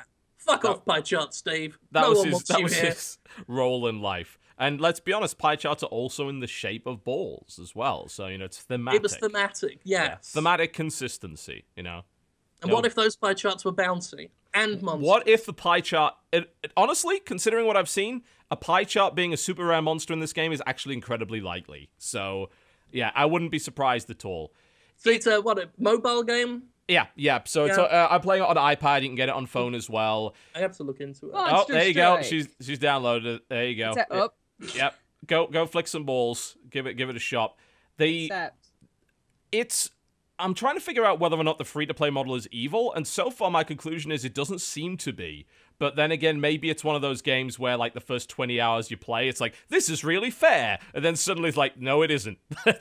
But... Well, the thing about free-to-play, it's the same thing as a knife. A knife on its own, not an inherent problem. Someone picks it up and whacks it in somebody's eye, then you've got a problem. You can get really good free-to-play games. I mean, I discussed No this one had the earlier name this week, Boobies. There you go. It's actually not very popular in the US yet, so there you go. If I can get the nickname Boobies just as like a joke and it actually worked, not nearly enough people playing this game. Yeah, and yet all of them are spending a ridiculous amount of money. Well, right? this is it's the US only version. This game. You get a different server, so it's mostly in Japan that it's ridiculously popular. The US version only had like 47 star ratings on the iStorm. Like, this game is making 4.7 million a day and only 47 people bother to fucking review it. No, it's the US version and the US server in particular. But like, it seems fair. Like I went to the store and there's barely anything to buy. It has a stamina bar, but it's so generous I can never run it out. Like, it keeps giving you more stamina constantly. And you can build... Yeah, and you could build your stamina bar up even higher than that. So I haven't run out of stamina yet in that game. And the only thing you could... We saw that with Fallout Shelter. Like, the lunch boxes are so optional, and yet they made a ton of money. It's almost It's because that's the most fun part of the game. Like, opening lunch boxes is great. Yeah. But it's almost as if you provide someone with a decent free-to-play experience that they then want to buy something rather than feel bottlenecked and forced to buy something. Yes. Yeah. Like, Dungeon Keeper Mobile or the Simpsons Tapped Out and stuff. Yeah. It's almost like people are willing to give you money if you give them something good for it. It's weird how that works. Yeah. You're wrong. Jim, you're wrong. The naysayers call me mad, but I tell you, this is the future. Offering goods for cash. That's the way business should be done. Blasphemy! You and your satanic cotton ginny will be burned to the ground. Please, alms! I have a sick wife. Do not cast me out for my heathen ways.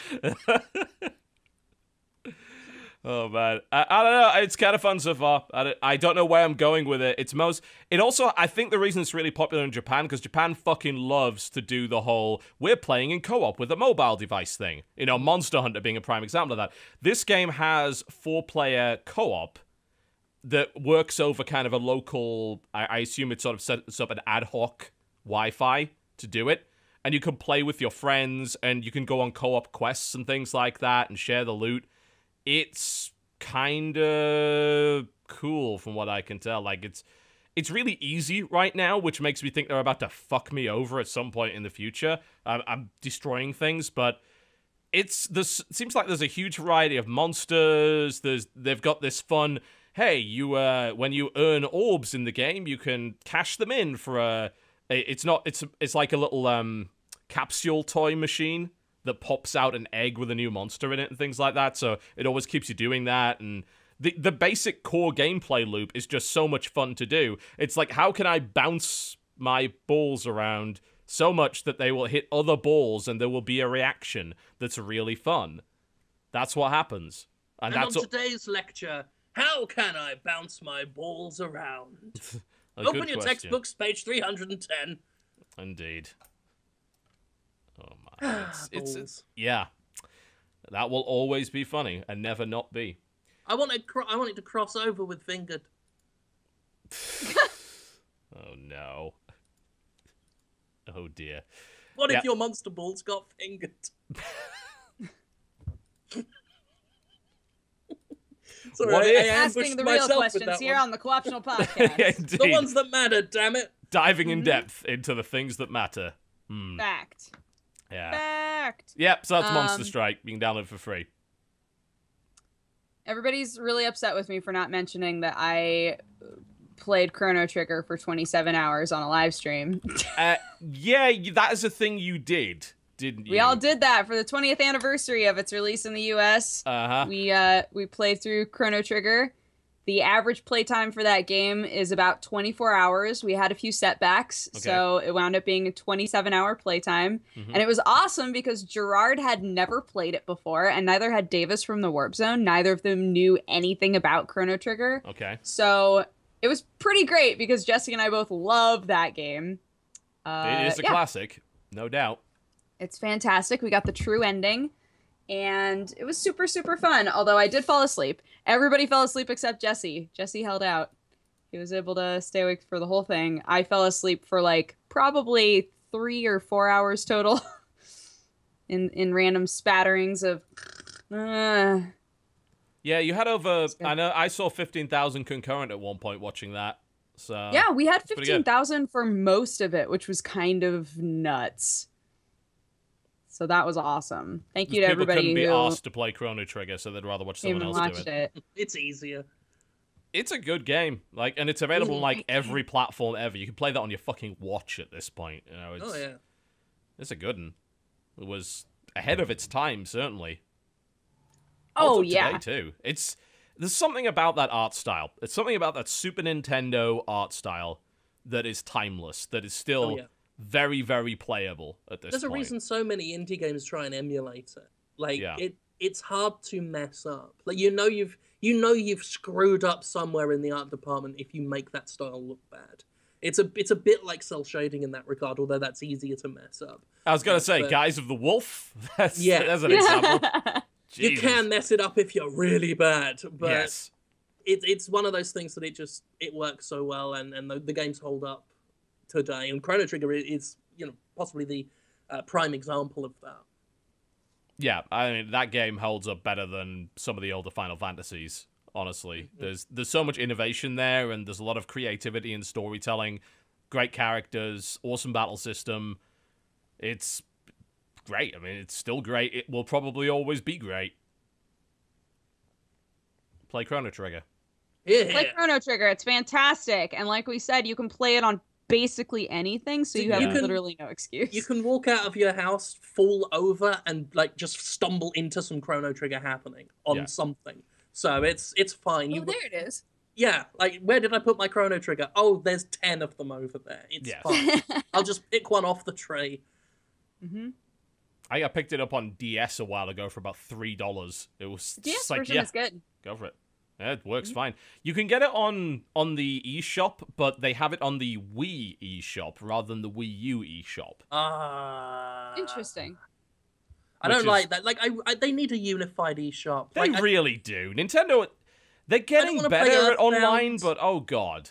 On my Wii U when I could play it on my 3DS. Like, if I'm going to play Earthbound, I want to play it on the 3DS.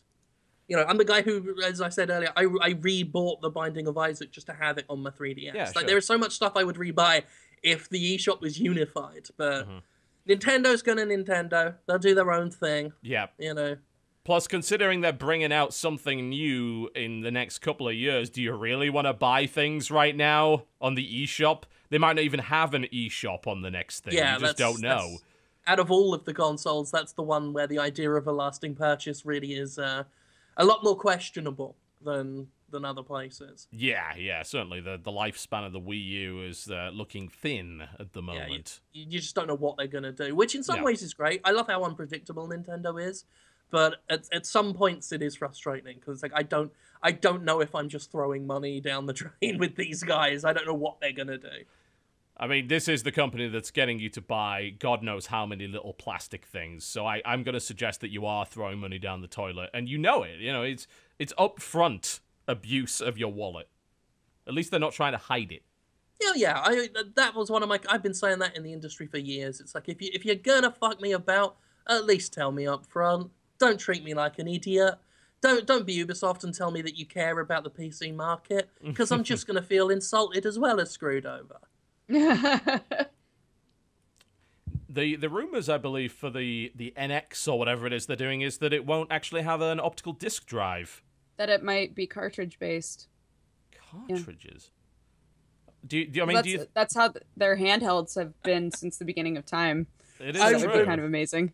I would love that. Like the amount of boiled piss on the internet if they did that. Like I would love that so much. I'm rooting for that now. That's my thing. Nintendo will be my company of the year for the next, let's say, 3 years if the NX is cartridge based. I mean, if it was any other company, when I heard there won't be an optical drive, I would say, oh, they're going all digital. All right. But it's Nintendo. Nintendo that still views the internet and digital downloads, frankly, the same as the Luddites viewed in the industrialization of the Western continent. It's not something that they really want to do, but it's also possible they might just go straight down the sort of SD card route. You know, they've been could do anything. messing around with that. Yeah. They could bring back the gramophone. It could be wax discs that you just put on, and it's got a big gold horn that plays the soundtrack. Ah, here it is. I've got it. This is Nintendo's renaissance right here. The golden era begins, profits and stocks soar into the stratosphere as a result of installing games purely on amiibos. Oh, shit. No, boo. Oh, no. No! No! There it is. The only way you can play your games now. Fucking amiibos. Oh. And we'll only release a limited number of each game. I'm sorry, like, I can't even laugh at that because Nintendo was so stupid when it comes to those things. It could happen. It really could happen. I mean, I broke out in hives when I heard talk of them bringing out one amiibo for every single Pokemon. Oh and my god! In my mind, I'm thinking they will literally just bring out one amiibo for every Pokemon. Just one. One guy gets it. There you go. Enjoy your Raichu or whatever. And the worst thing is if they have an Ekans, I will get the Ekans. And I'll feel like a piece of shit because I already swore off the amiibos. They're in a box under my desk and I'm never bringing them out again. But I would like an Ekans. That would be the most incredible collectible shit show of our time. Chaos. It would be mad. Here you go, Pokemon amiibos, but there's only one of each Pokemon and we've scattered them across the globe. Enjoy. Oh! And it's turned into fucking Dragon Ball Z. And we'd be like that trying desperately to find all of them. Millions died. That one guy Millions. is just like, I need them. Jesus. That is awful. And they would. You know they would. It would be amazing. Please do it. Oh my god. People I can lose just their imagine minds. just war bands with you know, villainous mobsters just running them. Just, you will bring me the mucks and the grimers. Yes, you will. Go forth. Storm their village.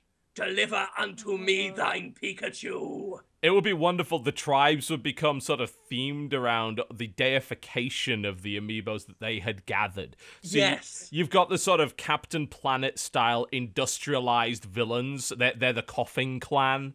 Oh, yeah, and it's just nothing but smokestacks and poison fumes everywhere.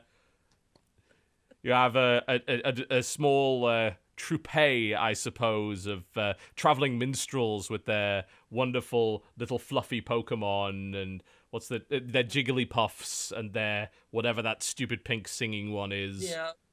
You got all the fire ones with their Charmanders and stuff, and they've got a Doof Warrior. He's got the guitar with the flamethrower and everything. Just You got the nature conservationists, you know, with the Bulbasaurs and all that sort of thing. It's wonderful. And then you can have the sequel to Waterworld, you know, where everyone has a Blastoise, and it's one just. I envision a dark future for us all. There's only one Blastoise, TV. There's only one. There's only one in the whole That's what they world. built the Waterworld 2 on, the back of the Blastoise. There you go. Oh my god! They make a Pokemon MMO. They put out one amiibo for every Pokemon, every single one, like across every generation, right? If you have that amiibo, you can load it into the MMO, and you are that Pokemon in that world, and there's only one of you. Ah! We're laughing. We're laughing, but the Amiibocalypse is coming, and it's gonna take us all. People would get assassinated for this shit. They would. There will be a time of tribulation. I tell you, and then a time of trial. The great fast is coming. I tell you this. We will look into the sky and we will say, Reggie, deliver us. And Reggie will say, no. I think we've discovered it. You know, we found out why everyone had gone to the Rapture. Because they were actually in the Amiibocalypse. Indeed, the Amiibocalypse is the cause of all of this. It happened right now. Oh dear! Don't give Chinese room any ideas. Oh no. Oh. You know, there is this small world where I could just see Nintendo pulling something that silly. It's like, what if we could make game discs more fun? You know, like, but this is the sort of thing you would do, and I know you would, and you'd pretend to do it with the greatest of intentions, but really we know it's just corporate greed. Yeah. A dark, dark future I see for us all. What else have we been playing this week? I played a bit of The Flock. Yeah.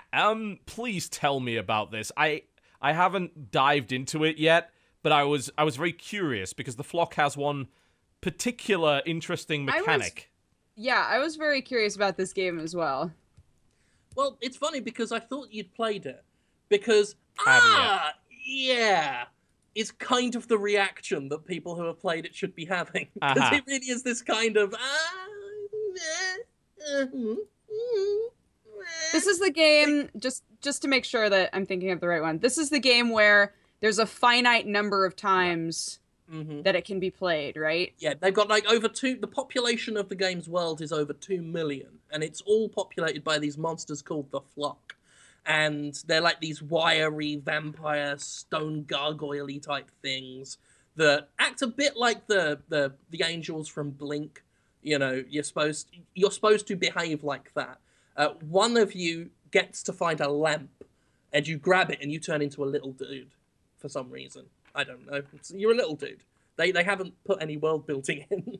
But you're a little dude, you get the lamp, and you've got to hold that lamp for as long as you can to, I guess, ascend or whatever. And the other members of the Flock have to basically pounce on you like a hunter from Left 4 Dead and take the lamp off you. Now, if the lamp looks at you while you're moving, you will burn up. So it's this really quite clever structure of red light, green light, where you're running around a map with a lamp, terrified because there's 2 other players who are trying to kill you. And you've got to constantly look around, and there are statues everywhere that look exactly like other members of the Flock.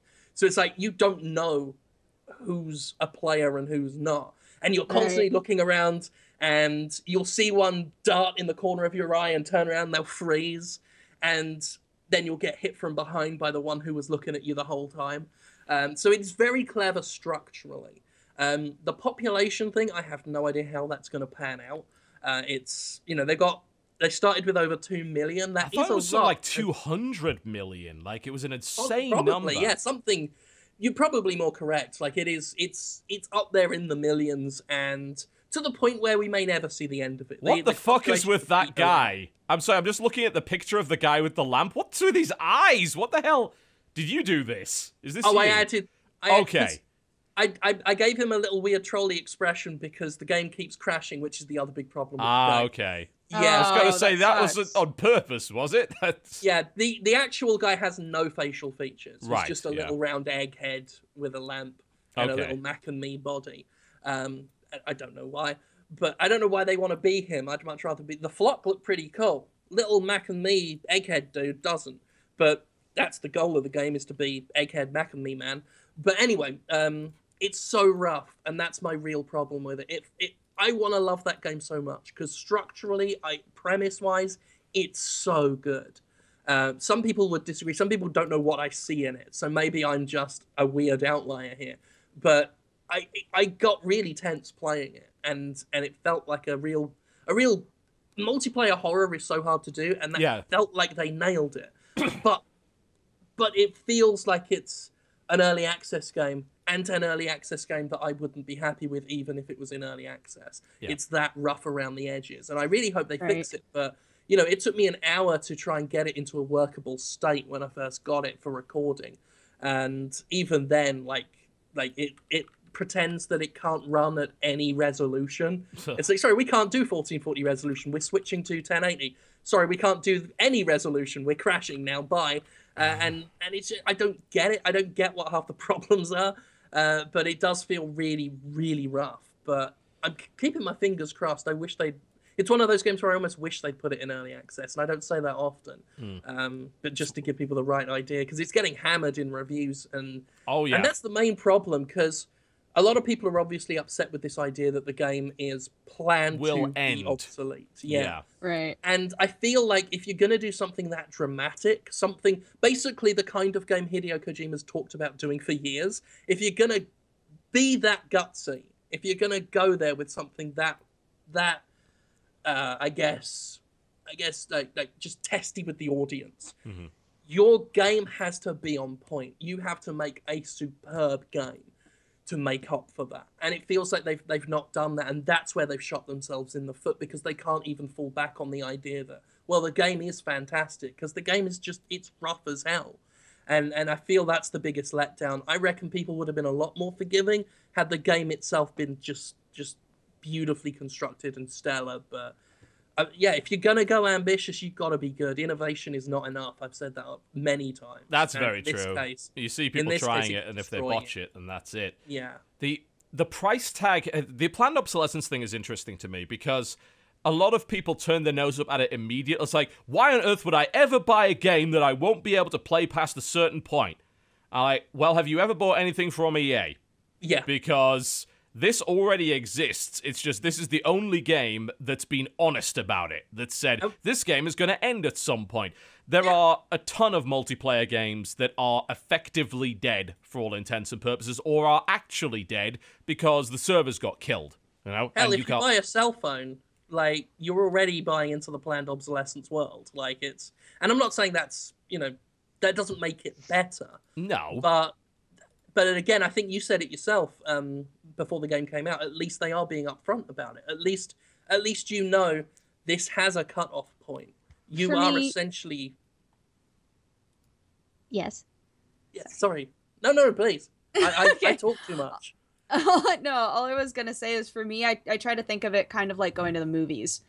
Like, them saying this, I'm like, well, I would pay a certain amount to have the experience of going to the movies. And if they have a very specific thing that they're going for with this game, like, it won't last forever, just like my experience at the cinema won't last forever. But, you know, I'm still paying a certain amount in order to watch this movie at the cinema. So, like, I don't know. It's uncharted territory, really, and that makes me less angry and more just interested to see what happens. There's a good chance we'll never get to the end of that population, because that's a lot no of one's playing to it. lose. Yeah, according to Steam Spy, which maybe is not that accurate, it's got currently 3,700 people own it. That's not a lot. Yeah, so it could take years. It could last longer than most EA multiplayer games that go obsolete. So people who are buying it and playing it will probably more than get their money's worth. And they have said that if they hit zero, I was going to say when they hit zero, but at this point it really is looking if they hit zero, something is going to happen. You know, there is something planned. What it is, they're keeping close to their chest. But yeah, it's just a curious game, and I do respect that they've tried to do something new. I always respect people for trying, but... I have a question. Yeah. I can't remember if this came out as just like a rumor or if it was fact about how the game works. But once you've become the little dude with the lantern, you can never become him again, right? Or is that not true? That's not true. That's not true. What happens is if you pick up the lantern, one of the lives is removed from the game. One of the population number goes down by one, symbolizing. I see. It symbolizes that a member of the flock has gone, and if you get caught in game by another member of the flock, basically they become the light dude. Population goes down by 2, I guess. No, by 1 because you're already gone. Yeah. Population goes down by 1. You respawn as a flock and try and get the lamp back again. So it really is a red light, green light game, a tag that is constantly in flux. Yeah, I remember when I first was reading about it, people were trying to sort of decipher the object of this game, and it sounded like we start with a certain number of people, and that's the only people who are going to be in the game. And once you get the lantern, that's basically like the end of your time playing it. Like you get the lantern, you walk around, you keep it as long as you can, and once you die, that's like your existence in the game is done, and you can still spectate, but you can't play it anymore. I wouldn't be surprised if they had that as an idea at one point, which is a terrible idea. Yeah. Like if they'd done that would absolutely probably thought we went people. A bit too far with that one. Let's scale it back a bit. There was a game, I think it was quite recent, like I think it was called Eco or something along those lines, where they made a game for a convention that basically ended at the convention based on the decisions that the people made at the convention. No one could ever play it again. Right. I know that there was something like that. Oh, I heard vaguely about that, yeah. I think I had a press release about that somewhere. What is it? Let's have a look. There's got to be something about this. Mm-hmm. There was some really... I find games like that fascinating. There we go, yes. Yeah, so basically they made a demo of it. So this thing's on Kickstarter. It's called Eco. And they said they're making the first public demo at PAX. We're planning to do something really unique. We're going to host a living world which all PAX participants interact in, working to collect resources and build a civilization. And afterwards, they can look at the data of the underlying ecosystem simulation and vote on proposed laws, which will then be enacted and enforced by the next day's attendees. So basically, the fate of the world is decided over the course of a number of days at PAX, and then that essentially, that's the kind of the end of the demo, which is a really interesting idea. I mean, I love it. It's so hard to give that kind of thing to the mass market. That's the thing. It works well at events, like secluded things, but how do you sell that to someone? As we found out with the Flock, it's not that way. Well, you don't price it at $17 to start with. Try $5. $5 is within the sure, why not kind of range for a lot of people. That idea is just interesting enough. You price it at 17, it becomes a bit of a problem. But it does come on to the topic that Dodger accurately pointed out. You pay money for a cinema ticket. You go see a movie. That's the length of your experience is a set length. It's 2 hours or whatever, and that's it. You have spent X amount of money for Y amount of time in this area. Now, when it comes to games, people seem to have, the general expectation seems to be, if I buy a game, I could still be playing this and getting enjoyment out of it in fucking years. I could have put thousands of hours into this $10 game. And in some cases, that's true, like fucking Terraria, for instance. There are some games you can absolutely do that with. And then there are some other games that are really limited in the amount of, Brothers, great example. Brothers doesn't really have any replay value. It's a 2-hour experience, one of the best 2-hour experiences you can get. But it's a 2-hour experience. You maybe play Journey twice, maybe 3 times at most. But it's an incredible game nonetheless. So I just take a different view on replay value. Because that comes up a lot over the years. Replayability is such a big topic. Sure. And I always tell people that for me, the most replayable game I've ever played was Silent Hill 2. A single-player game that has a beginning and never changes. Yeah. Oh, my God. But I have played it so many times because it's just worth playing again. And it's probably going to be the same with Until Dawn. Like, I've seen people say it's got no replay value. But I want to. It seems like it's got loads of replay value. Like, I love games where you can play again and make different choices. That to me is huge for me. So it's got that replay value. But even if it was, I think I enjoyed it as an experience in the same way that I can watch Saw, for as long as, as many times as I like. There are certain games I could play and they could be the same thing every time. And for me, that is replay value. Silent Hill 2 being such a damn good experience, such a damn good story. You know, where I would read a book again, where I would watch a film again. There are some games that never change, but I will play them again. And that to me is it's a form of replay value that I think people don't take into account. Because they see replay value as new content, which New Game Plus isn't really replayable. It's not really replaying it because you want new content.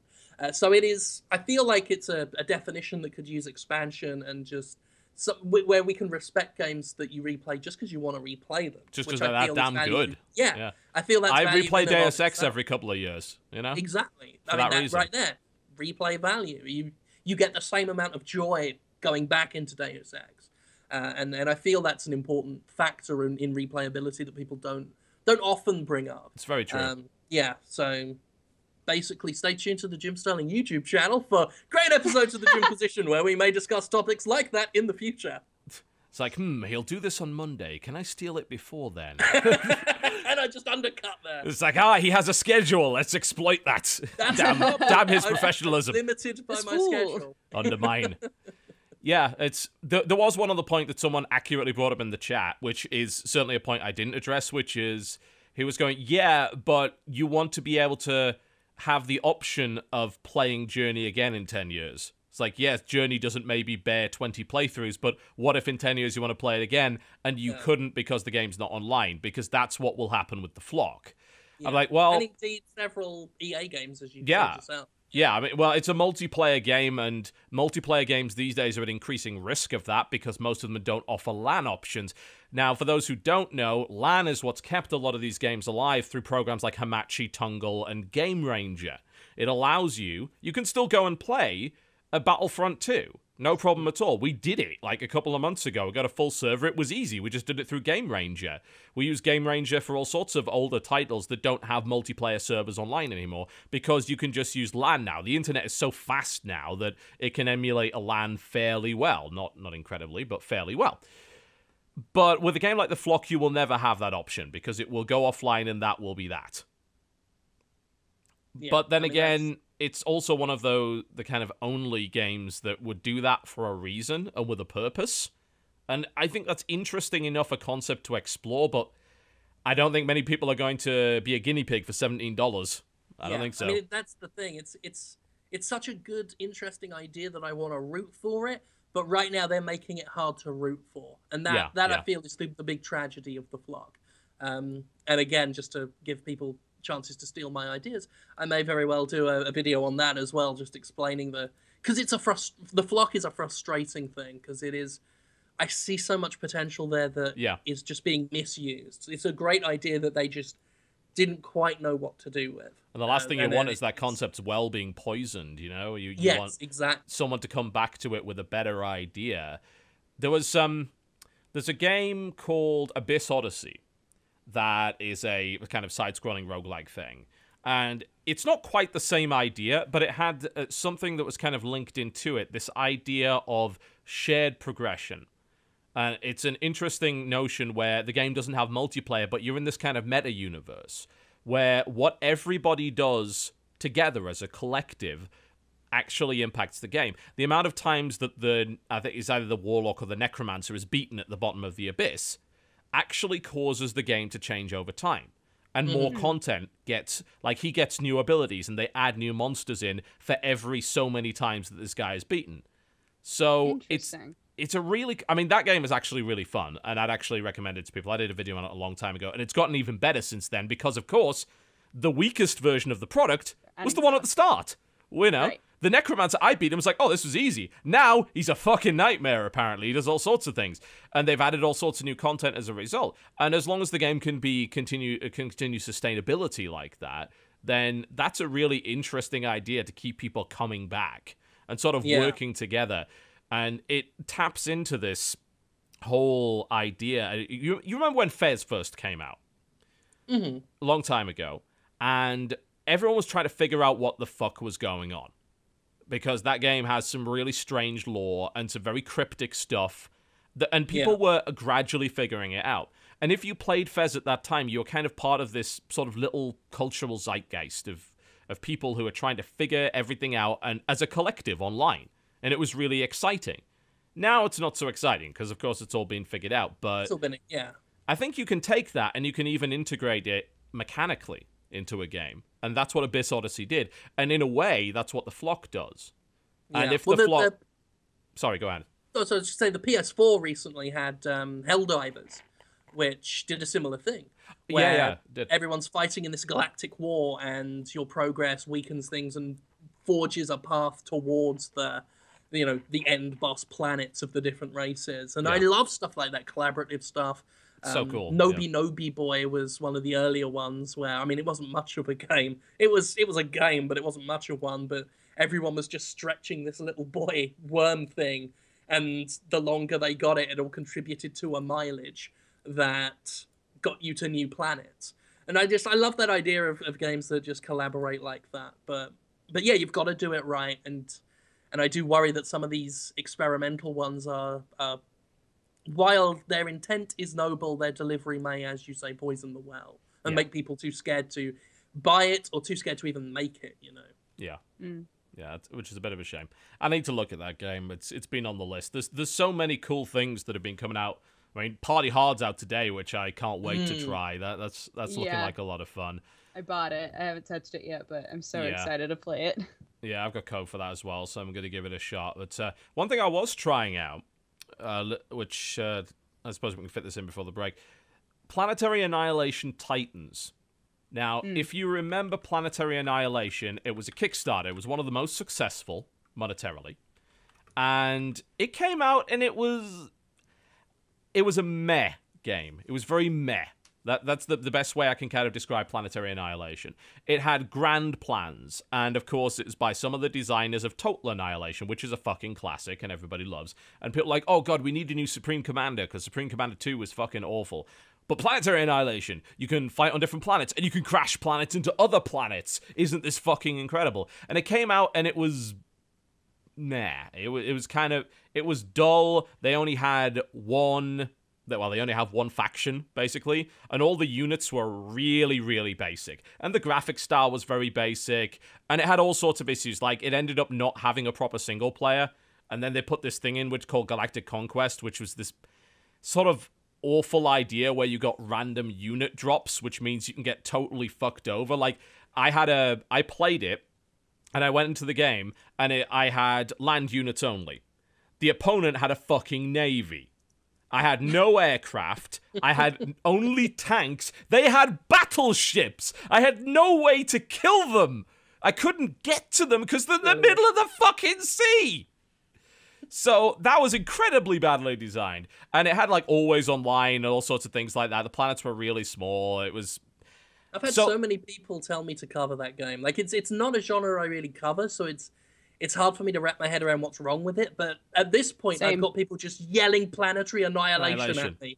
Just, you've got to cover this, they lied to us, they're censoring us, and it's like, I need to dig into it. I don't understand what's going on. I don't understand it. It's a weird one, because PA, it was like a $20 Kickstarter, and then they released a $90 early access version, and they reduced the price over time, because they're like, we don't want you to play this unless you are actually dedicated to testing it, so we're going to put the price up ludicrously high. So, people are like, it's not badly designed, you just don't know how to build in the sea. The tanks can't go into the fucking sea. I know you can build some buildings on the sea, but I didn't have Navy unlocked. I couldn't kill them! Anyway, besides the point, you arses. It was lacking a lot of features. TotalBiscuit, you were doing it wrong. Obviously, yeah. You would like the game if you could just figure out how to actually play the game correctly. Playing the game that's wrong. not our fault. Yeah, you're playing it wrong. You need to like get good. Yeah, you do. Now we're gonna send you a review guide. Now that'll tell you everything you need to do. You need to read that. Yeah, so if you can play it better next time and be more fair in your review, because I don't think you were fair. Did you actually, have you had that from a publisher at any point, or a dev, or has that just been a viewer complaint? 'Cause I know I've definitely had that from viewers. I once, and this is one of my more famous moments back when I was working for Destructoid. I played a game called Hydrophobia. I played that one. That was not great. It was shit. And I said it was shit. and they didn't have my phone number at first. They had Sumit Sarkar's phone number. Now, he was our sports games editor, and he now works at Polygon. And they rang his phone so many times trying to get a hold of him. Okay. And eventually, I think he eventually gave them my number. I was like, fine. I'd never answer my phone anyway. But I was getting voice messages from someone at, I forget what their name was, like Dart something, whatever. And she was leaving messages like, we're concerned that you didn't understand the game. We have concerns that people didn't get what we were going for. It's not that complicated. Yeah. And then they started doing interviews with Eurogamer where they were like, the critics didn't understand the game. We were delivering some brand new That's your fault then. That's your fault. That's not the critics' fault. Oh my god. But I'm like, don't call my fucking sports editor like 12 times in the middle of the night. Don't leave me voice messages. Right, you haven't even sent me an email. I would never deal with a company like that again if they did that to me. Oh yeah, but I don't think they ever made another game again. I think they tried to remake Hydrophobia. I think that was the version I played. Yeah, and it had some things which were okay, but mostly it was just a bad third-person game. Yeah, like that was the thing. It was like they really did not want to accept that they'd made a bad game, so they basically tried to polish a turd, and they proved that unlike what the adage says, you can polish a turd. You can. But it still stinks of shit. Yeah, it does. At the end of the day. So they did their best, bless them, but no, I'd be surprised if they're still doing things. I mean, they probably are somewhere, but I certainly would never directly deal with them again. No, that's definitely not what you want. I think the worst one that I've ever had, well, that would, of course, be fund creators. But outside of the crazy guys, the worst thing that I had was I put up an unlisted video, and I'm not going to name names because I'm not going to be mean. They did apologize for this afterwards. Where I put up it was a little unlisted video where I'd found, like, the AI of the game just had gone bonkers in a real way. And I put up this little video that's like, this game's incredible AI. And it was this guy just running around in circles yelling for about 40 seconds. And the PR firm emailed us. It actually emailed my PR guy and said, you know, this is not the way to express gratitude for us sending a copy of this game to you. Oh, dear. Oh, yes, and we're like, good. Oh, we sent a 2-page email back to them, just tearing them apart for that. I am trying to imagine a world where a publisher or developer uses the word gratitude. I think the guy was new. I'm going to assume the guy was new, because that was not a smart thing to say as a PR firm at all. That was really, really dumb. Anyway, but before we go to the break, just to kind of back onto PA for a second, it is an interesting case because it was one of those Kickstarters where they promised the moon quite literally. They promised that you could crash the moon into another moon, you know. And you can do that, you know, and it's fucking great. But it was lacking a lot of features that they'd either speculated about or kind of promised, and the game ended up being just decidedly meh on launch, and it was lacking a tutorial, and it had performance problems and everything. Titans came out of fucking nowhere. You know, I like to think I have my finger on the pulse a little bit when it comes to games. I didn't even know this was coming out. And all of the guys that did Kickstarter, I Kickstarted for like $25 or whatever, got this for free. And if you bought the game otherwise, you get like a 66% off discount. So it's like $15 or whatever. And it seems to me this is what the game should have been when they launched it. It's a lot better. It runs a lot better. It's got a much larger variety of units, and they've introduced 5 Titan class units, which are fucking gigantic. Like absolutely massive things. That there's one called the Atlas, which just causes earthquakes. That's all it does. It walks over an enemy base, the enemy base just falls to pieces. It's lovely. That's exactly what you want from that kind of scale.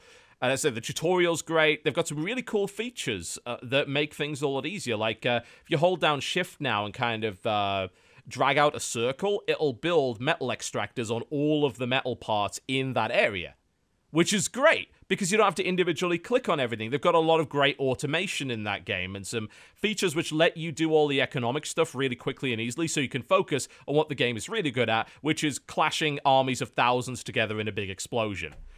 Because that game is really about build as many fucking things as possible and then throw them at the enemy and watch the fireworks, you know? It's a lot better now. You know, and people are saying that was in before, but that's the point. It didn't have a tutorial, so you didn't fucking know it was in before. Now it has a tutorial, so it explains all that stuff really well. So I mean, I'm playing a bit more of it. I'll eventually get around probably to having a good proper look at it. But it's got things like the unit cannon in it. You can fire units from a giant cannon to the other side of the fucking planet. It's cool. It's got some interesting ideas. So it's not usually my speed of game, but you're making it sound like something that might be worth me checking that out. You can build a metal planet into a giant death ray that obliterates other planets. You can do that. Or you can crash planets into other planets. Nice. It's nice. Giant intergalactic pachinko machine. What can we say? Hit the lever! Indeed. All right, we're going to do news after the break, and Konami will be on the table for a carven. We'll be... Don't you worry. Indeed. It's going to be fun. You're watching the Crunchyroll podcast. Don't go anywhere. We'll be right back. Ladies and gentlemen, welcome back to the final hour or so of the Co-Optional podcast, and we introduce the news. Woo! Let's talk about the news. I can't wait. Yeah.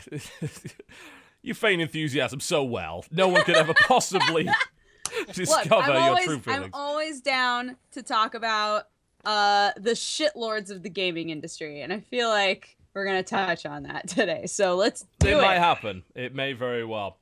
Let's start with Konami in that real... Oh, yes. Oh, my. Here we go.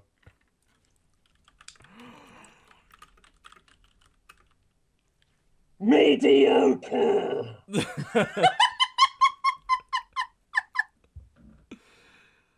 I've waited a long time for this. I will take this off in a second because it's impossible to hear me through it. But yes, I felt like the aesthetic was needed. Yes, we have experienced it. The main thing is that's now a thing that has happened in our lives, and we can forever look back on that moment. Oh, so yeah, this thing costs $70. I've got to get my money back somehow. But I will put on the gloves, because we are talking about Konami. Indeed. Well, we will not be discussing erotic violence, so none of that. And we will not be discussing the lever, either. Or the lever, as we accurately call it in the UK. We will be discussing, however... something which is a little bit related to Konami. It's about the Phantom Pain, Metal Gear Solid 5. Mm-hmm. And it's about the way that it was reviewed.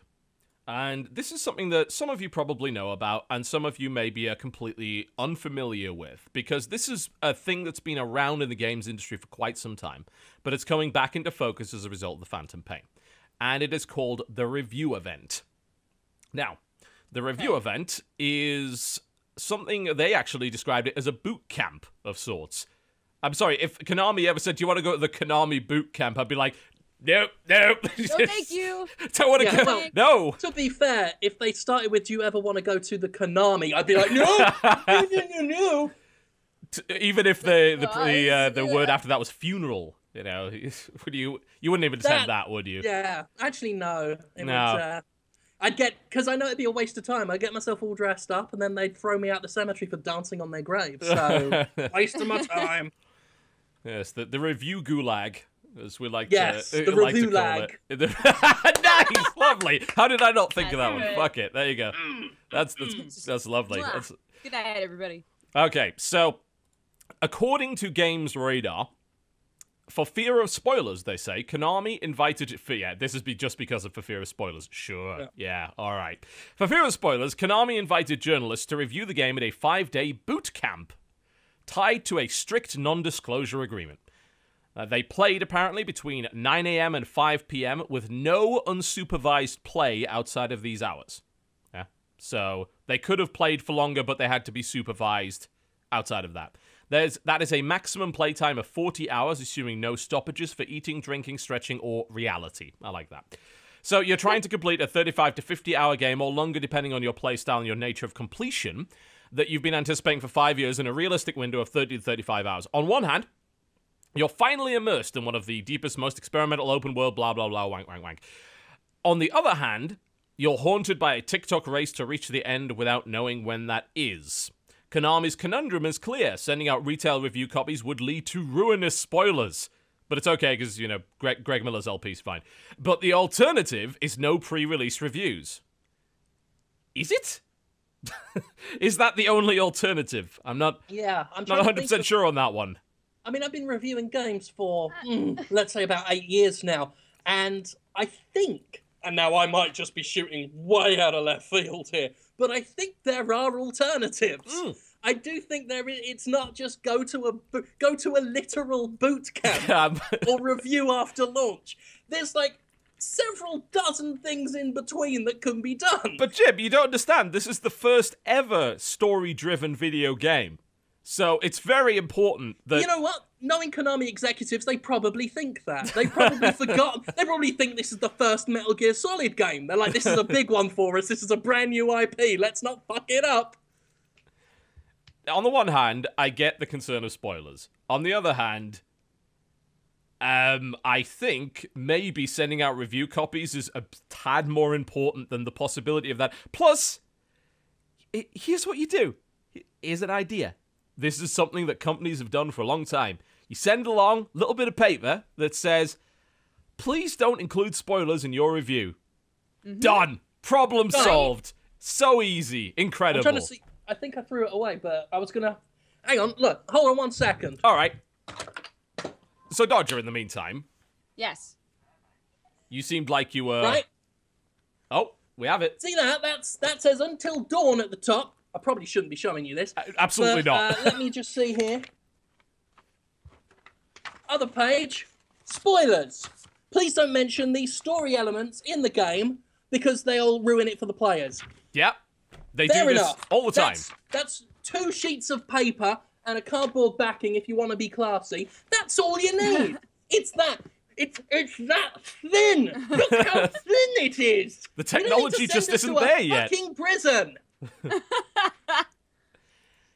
Yeah, so that's an issue. But there's a lot of other issues with that as well. You know, the spoiler thing is something this article pointed out, but it completely neglected to mention, most likely because they're also reviewing the game under exactly the same stipulations and probably wouldn't want to say this in the article, that there are potential kind of bias implications in being flown off to a boot camp, and by boot camp they generally mean a quite nice hotel, being fed and watered and pampered, and in many cases the only thing you ever need to do is to sort of talk to them as if they're important. Why would they call it a boot camp? That seems like such a... like, most of the time, because I've just, like, full disclosure. Of course. We're gonna get into that. I have done this sort of a thing for Witcher and Divinity Original Sin.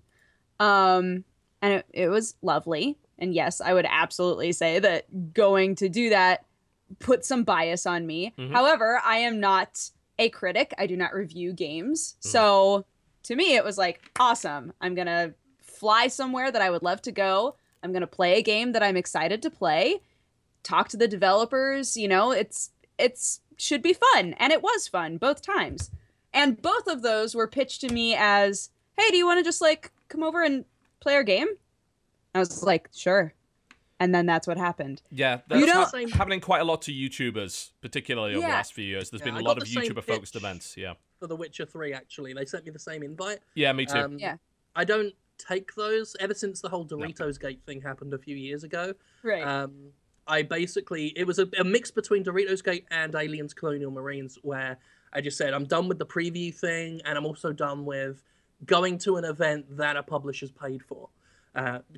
It's cleaner, it's simpler, don't bother. Sure. Even before that, when it came to review events, as someone who, you know, even though I'm out of traditional games media, I still do written reviews. I'm still a games critic at heart. And review events, I will not do. I will not do them because of the reasons Games Radar gave and more. Like, you can't accurately judge a game in that environment. No matter how much time they give you. I've done one review event, and it was my last one because I tried it once. Like marijuana. I didn't inhale the review event, but I did try it. It was... The reviewers inhaled your musk, however, at the review event. My strong, commanding musk. I've been terrified ever since. It was... I disclosed it at the time. It was MAG. It was a PS3, the PS3 shooter, and it was possibly the worst review I ever wrote. It was ill-informed. It was one of the very few I regret doing, because I played it at this public event. It was just a warehouse with a load of consoles set up, and I did not get the sense of the game that I wanted, and made a judgment call that I would base my review off that, and it was the wrong call. And ever since then, I'm like, you can fuck off. Like, I'm not clearly. I'm glad I did it just so that I have the authority to say it doesn't work. But I truly believe review events do not work for critics. You want to play it in an environment you're comfortable with. You want to play it on your time, ideally. You know, in a way that at a pace you're comfortable with. You know, in your own surroundings, where you would play games, because that's how you judge a game. Like, how much fun am I having with this game? Playing it where I play my games. In my chair, on my equipment. Yeah. You know. And you don't want to. And there's also that risk of them currying favor as well. I remember I forget which Call of Duty it was, but there was one where you got a free helicopter ride, and they gave you helicopter helmets with your gamer tag on it, and I'm like, you know what? I don't mind getting the odd weird bit of shit. It's going to impress people. Like, I don't care who you are. That's going to impress someone. And I've read critics saying, "Oh no, this was so passé for me." You know, they were talking about jet ski rides and things like that. It's, "Oh no, but that wouldn't affect us at all." It's like, yes, it did. You're not a robot. You're impressed. Even at a trade show, why do you think at an industry-focused trade show like something like E3, even if you can call it industry-focused these days, but why do you think those booths are as fancy as they are? Why was there a 20 or 25 foot tall Titan, you know, for Titanfall? Why did they build that? Because they are looking to impress you, and yes, that stuff does affect you in some way. It becomes more memorable. You know, what are you going to remember? The game with the 25-foot tall fucking Titan, or the little indie game on the iPad in the corner? You know, which one are you going to remember? They marry your experiences to something else, so that when you think back to the time you played a game, you think back to the nice hotel, you think back to the helicopter ride or whatever. So yeah, I did it the once in, I think, God, that was 2008. That's actually the last time I was in Britain. I flew back to Britain for it. Blimey, I need to go back to the home country. But yeah, first time I did it, last time I did it. I've been given opportunities to do it again. I've always said no. I've had publishers say, well, look, because Konami, as much as I hate Konami and Konami is the worst and fuck Konami, they're not the only one that's done this kind of thing before. No, absolutely not. Activision's done it before. A number of other publishers where it's, well, if you don't go to the review event, we'll send you a copy, but it's going to be on launch day. It's going to be on something like that. And it's like, I'd rather take that. I'd rather take that than go play your game. Yeah. Because I'm not here to play your game, I'm here to play your game. You know what I'm saying? Like, you do this on my time because I'm the critic here and I'm not jumping through your hoops to do this. Yeah. You know, and if I end up having to buy the game to do that, I'll do that, because rather that than me go and run around as your little lapdog and do things on your schedule with your PR people looking over my neck. Yeah, I went to an event, this was the last, I believe it was the last one that I did, was probably in 2011. I don't believe I've done one since, unless you count the PlanetSide thing, which was quite literally a paid sponsored deal, you know, which was, again, fully disclosed. The one that I went to was in this weird position between a review event and between a kind of YouTuber influencer event. And it was Paradox running it, because Paradox got on the YouTuber influencer bandwagon pretty early on. They're fairly savvy. So they understood that people like myself and Angry Joe and the Yogscast and a few other people, they were the way that they were going to get their games out there without spending a lot of money to market them. Yeah. So what they did, I remember this review event very keenly because it was in a crypt in London. It was in an actual legitimate crypt. It was really quite atmospheric. And they said, come here for a day. We're going to show you 7 games. And you're going to get to play them for a good amount of time, including a couple of games that we haven't announced yet. And they had computer set up, and they had, like, finger food. You know, it wasn't exactly a crazy spread. It was like, here's a sandwich, you know. You have food and water, and you can talk to the devs, and you can play, and you can capture. And this was the big thing that actually a lot of companies have only recently cottoned onto. You have to let YouTubers actually capture something, otherwise they can't be asked to go. And I'm not going to fly halfway across the country if I can't come back with some footage. I'm losing money. You know? Someone's asked me if it was at the Limelight. It might have been, actually. I can't remember where it was particularly. And that was an interesting event because, as I said, it was somewhere stuck between an influencer event and a review event. But here's the thing. When you get personal attention from developers, when you have people acting nice to you, and it's like, hey, let's go to the pub afterwards, that is going to influence you in some way. And I mean, I'm kind of thankful that of the games that did come out of it, when I actually did look at them when they came out, they were awful, and I told people so. But still, even in those situations, there's always going to be that element of bias that can kind of creep in that you don't know about. And that's the most dangerous bias, is the bias that you don't recognize. You don't consciously recognize that you have it.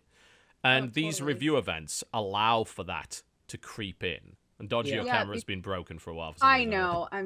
I came back to unmute myself and accidentally hit the camera button, and then when I turn it back on, it's just... You want to try turning it off and on again? Give it a shot? Sure. Why not? What I was going to say is that for me, it's like the second that there's a situation where I start to feel like I'm a developer's friend, or like we could hang out very easily, I'm like, like, yeah, because I know anytime I talk about that game, if I have something negative that I want to say, there's going to be a small bit of my, whether I still say it or not, there's going to be a small bit of my brain that's like, oh, I hope they're not upset with me. Yes. Yeah. Yeah.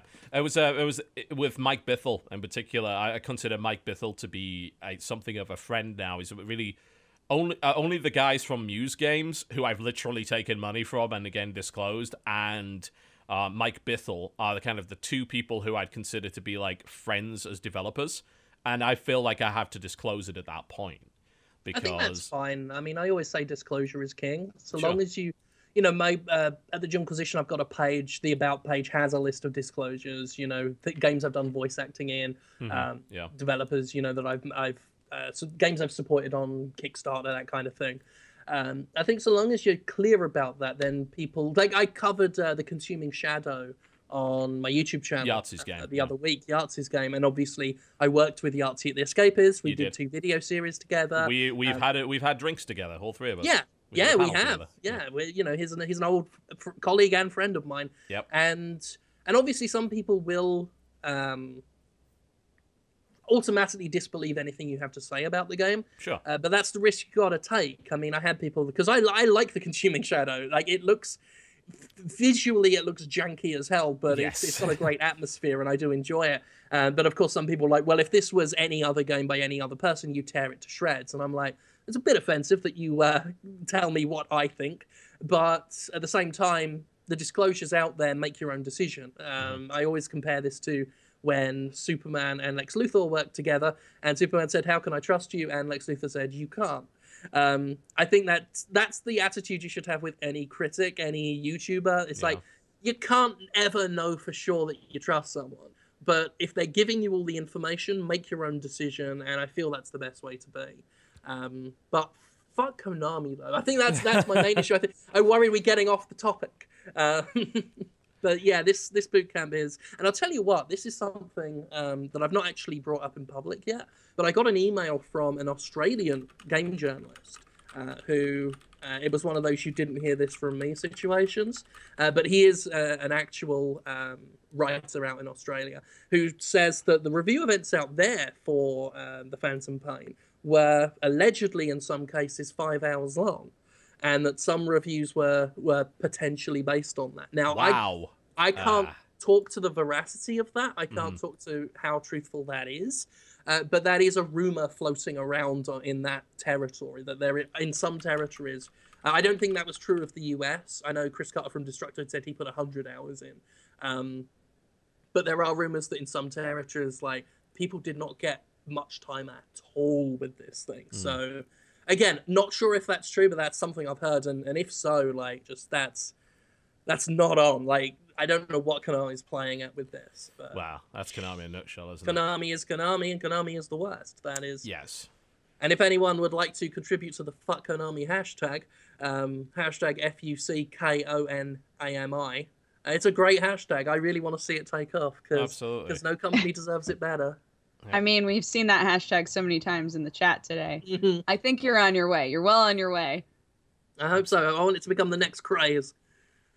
It's definitely working out there. But I mean, I wish review events would go and die. I mean, it's the digital age. You don't even have to send someone a disc anymore. You just need to send them a Steam code or a PlayStation Network code or whatever. In most cases, that's what happens. Like, it's so easy now. Like, yeah, I'll get an email. is. Like, Microsoft do that for me. You know, they'll send me Rare Replay or Gears of War Ultimate Edition that I reviewed. And it's so much more convenient than the old way, because I was trying to get hold of the wrong person at Microsoft to get a code for Ultimate like last week, and they never got back to me. And then one email yesterday I sent to another guy I knew, and he was like, "Oh shit, sorry." 20 minutes later, here's a code, and it's just so much more convenient. And people seeing, I mean, it doesn't surprise me Konami still clings onto review events. There are quite a few that are still stuck in the past when it comes to that. Yeah. It's like, Ubisoft was sending me discs until recently. I was like, I don't even have a DVD drive anymore. Stop it. I can't do anything with this. This is now a coaster. This is what my beer goes on. Come on.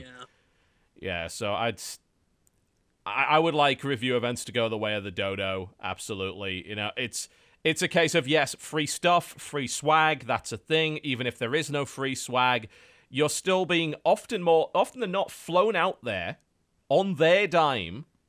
And I know there's a lot of websites that now have a policy of no flights. Like, we will not accept flights from people.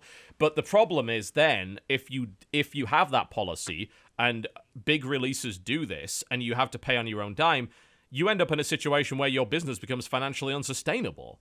Yeah.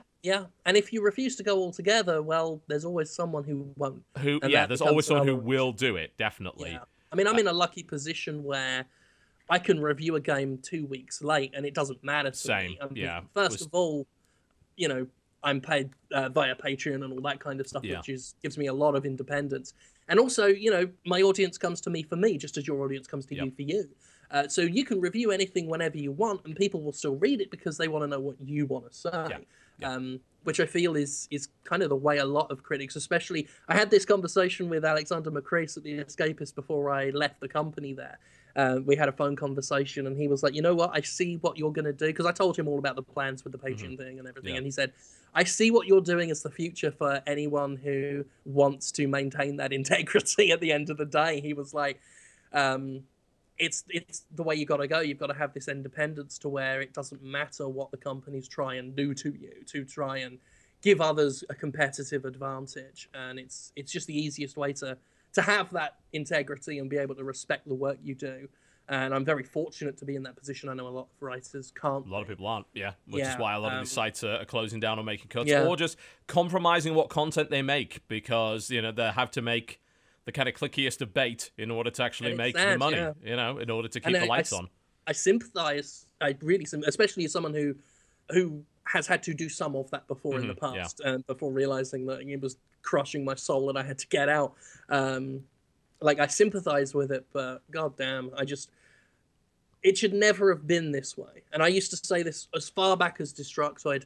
It should never have been the way that the media is trying to please the publisher, that the media is jumping through the hoops of the publisher, that we're trying to keep them sweet. They should be scared of the media. Like they should be kowtowing to the media. You know, not that the media should have unchecked power, because unchecked power is never a good thing, I don't think, in any situation. No. But the power balance was, and still is in many situations, way off the scale.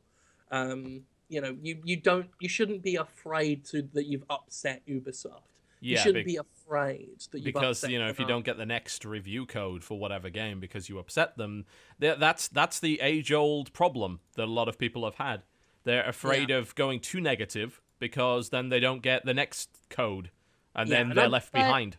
And I've never had anyone tell me not to... Dodger's camera's back. There you go. I was going to say, I've never had anyone, any editor-in-chief, anyone above me tell me not to review something negatively. But even so, you always get the sense that once you've submitted that review and published it, someone is going like that. And you don't want to feel like people like above you in the management chain are hissing. Because that is bias. Something.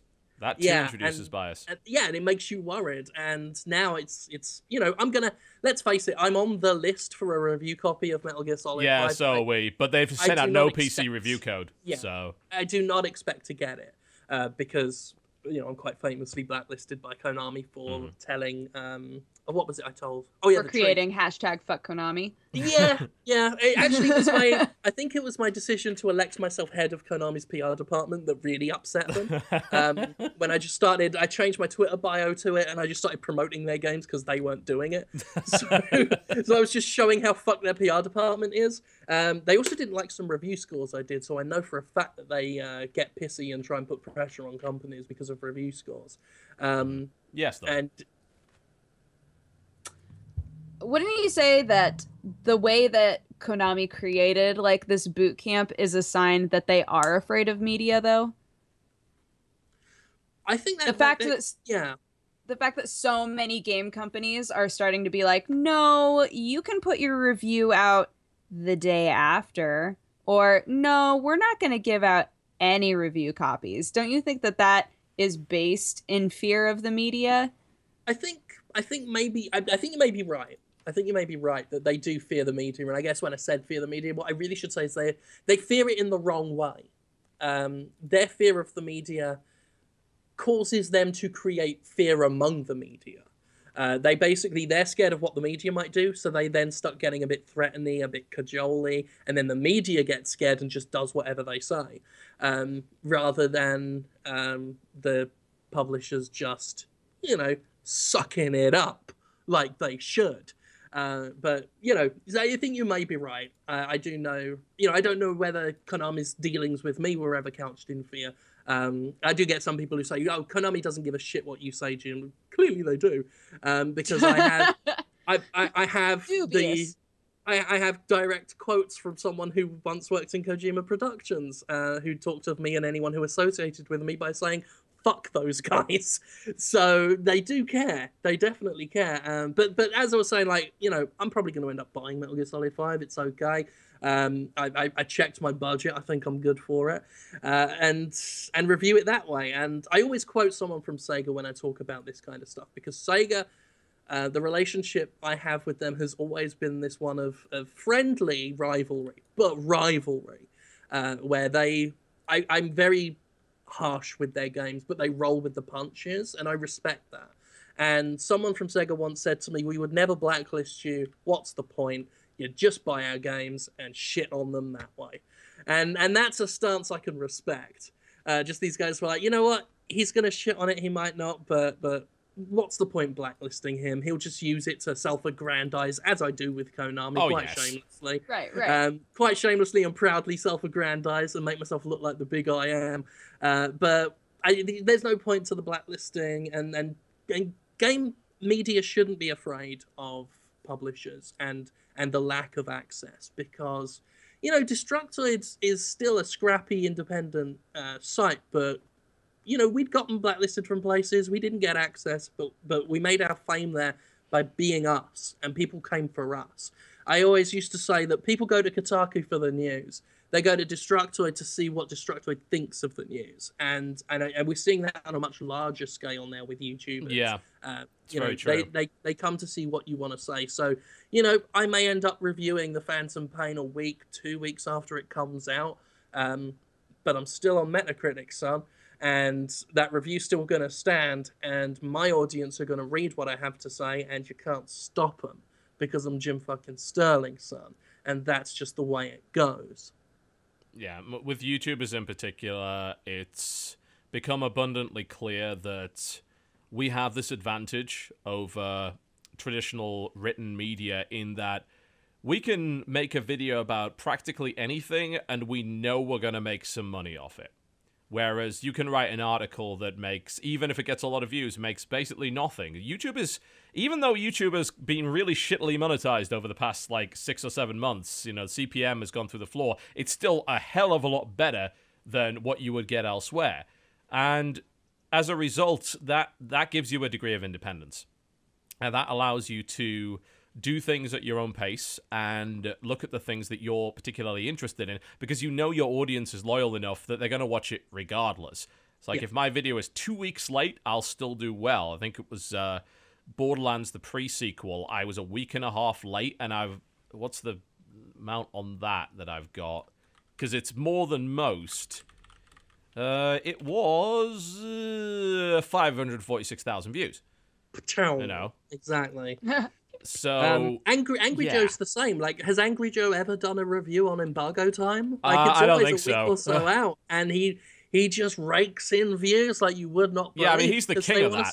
Yeah, the absolute they king. want to see what he says. He's unbeatable on that one. You know, he crushes everybody on when it comes to sheer numbers when he actually. And I puts knew a him review when out. he was a little boy. Like when he was the guy who got schooled by Jeff Keighley in that interview once. Like, I knew him when he's. I wouldn't say he's never lived that down. I think he learned a lot from that. Actually, I know Joe pretty well. You know, he's a cool. I know. guy. I love Joe. Like, I didn't mean to put him down. Like, I love Joe to bits. Like, as I say, I know him when I was at Destructoid and he was running his own little independent site.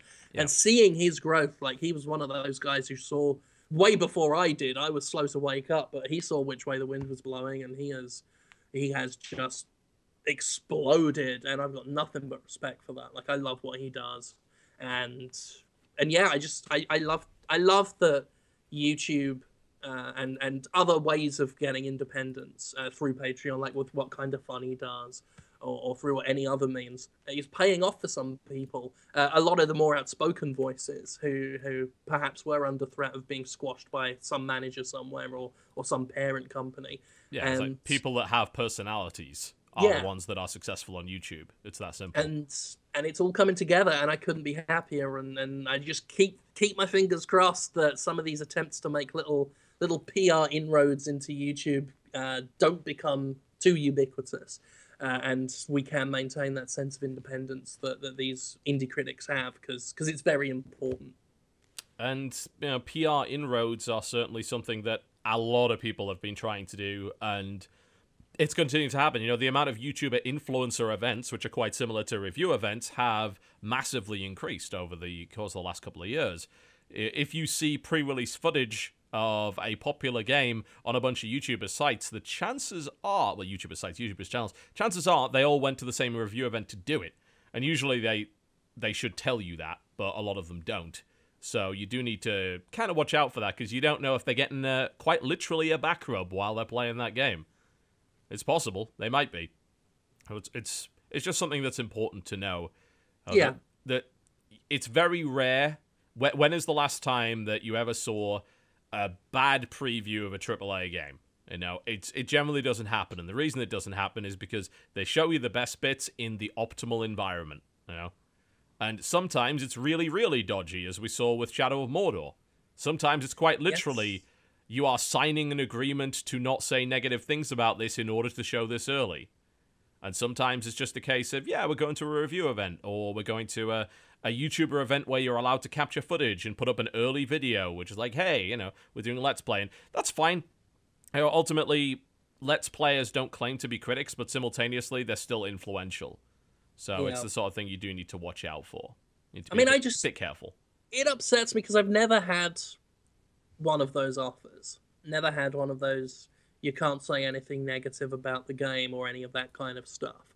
And I just wish just once someone could toss one my way, because the laughter, like the video of me laughing as at it would, you know, I'd get at least 50 views on that. Absolutely. And I would be thrilled to have them. But yeah, I mean, fortunately, I've always been lucky enough to work with guys like Nero at Destructoid, who just kind of let me do my own thing, and many publishers know better than to try and do anything too dodgy with me, because they've seen what happens. They've seen how I run with that shit to the point. Because I'm a petty man. And I was going to say, you have beaten the digital homicide horse into the ground, and you're still beating it. See what comes out, you know? We had the funeral years ago, and I just dug it right back up to keep on kicking. I'm a petty man, and most publishers seem to understand that. Even some of the big ones, like, you know, I've got anonymous messages from people in Electronic Arts before. I did a video called "Why Do We Hate EA?" where I explained why we hate EA.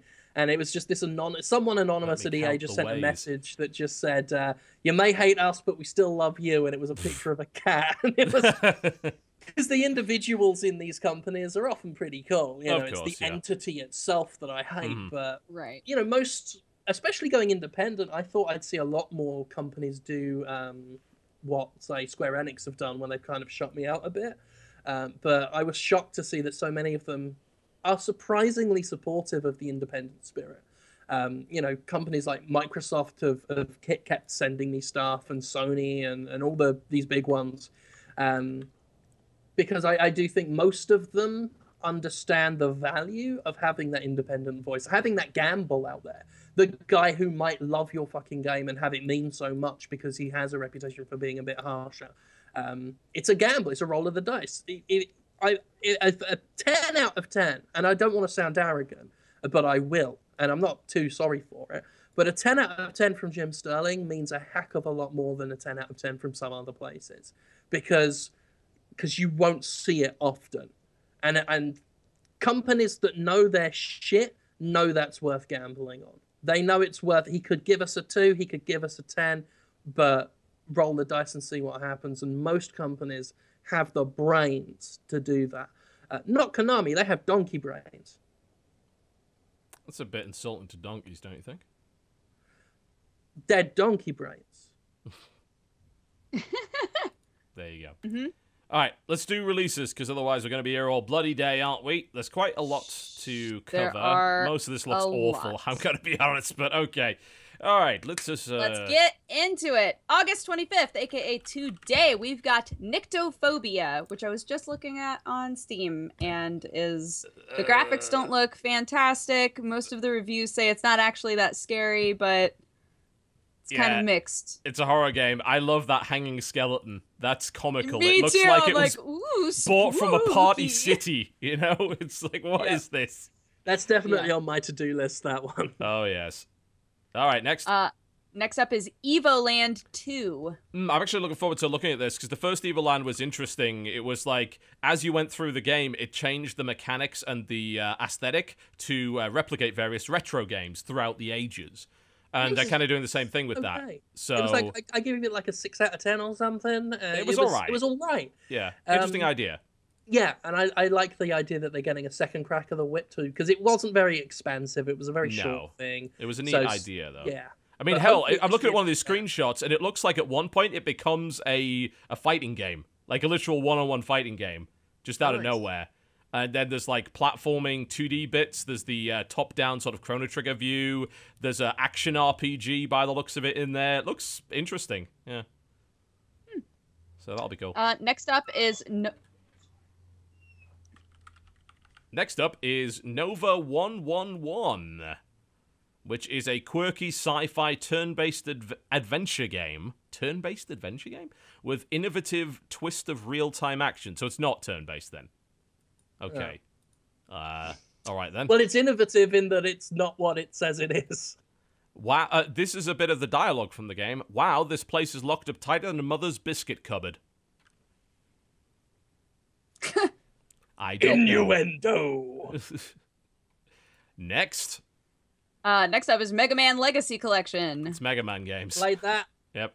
Played that. Expected. Bunch of Mega Man games. Yep. Next. Whoa. And actually, in fairness, it does have a nice little retro remix mode where you play through different selections of levels and little challenge things. That's cool, but for the most part, it's just fucking Mega Man games. All right, next. Next up is Party Hard. Which we did talk about earlier. Murder partygoers. I'm looking forward to trying that one out. It looks very silly. Crooks the Big Heist. This is a stupid name for a video game. It is Crooks with a Z for some reason. But cool. It is a tactical strategy game set in the funky 1970s with a slick and groovy atmosphere. Show off the art of thieving by plotting stylish heists and robberies using espionage and quick thinking to avoid detection. We're getting quite a few heist games lately, for some reason. Yeah. We'll see if that one's any good. Next is Capsule Force. All right, then. Capsule Force. Battle for control of the galaxies in a frantic multiplayer action game. Straight out of a 1980s space anime. There you go. That's something for you. Actually, yeah, I'm looking at the aesthetic. It is very, very much that. Very, like, old Sailor Moon sort of thing. Grab the capsule to capture the galaxy before your enemy captures theirs. Blast shots, defend stuff. Yeah, it's kind of a 2D action game. All right. All right. Next up, Age of Survival. Is this another survival game? I saw that on Steam before we recorded, and before I clicked on it, I said, I bet this is in early access. It is. It's in early access. Yeah, what is it with these games with survival? Like, not a single I don't know what it finished is one. about them that they have to be in early access. There just seems to be this unwritten rule now, but it looks like all the other ones. Yeah, I mean, why release a complete game when you can literally sell millions of copies of a proof of concept that never gets finished? But it's okay, because you can encounter creatures like boar, elephants, lions, and hippos. Oh my. Exciting. Next. Next up is Hegemony. Yeah, I think it's Hegemony. I think it's Hegemony. Hegemony 3, Clash of the Ancients. Yes. It is a Greek strategy game, essentially. Kind of a Greek war game. Real-time war game. All right. Next up we have Shelter 2 Mountains. Is that DLC for Shelter 2? I want to assume so. Yep, it is. So that was the game where the first game you played a badger, but in Shelter 2 you play a lynx, don't you? Yeah. Yeah. You have a billion babies. And then they get Next carried up off by is- eagles. And it's very upsetting.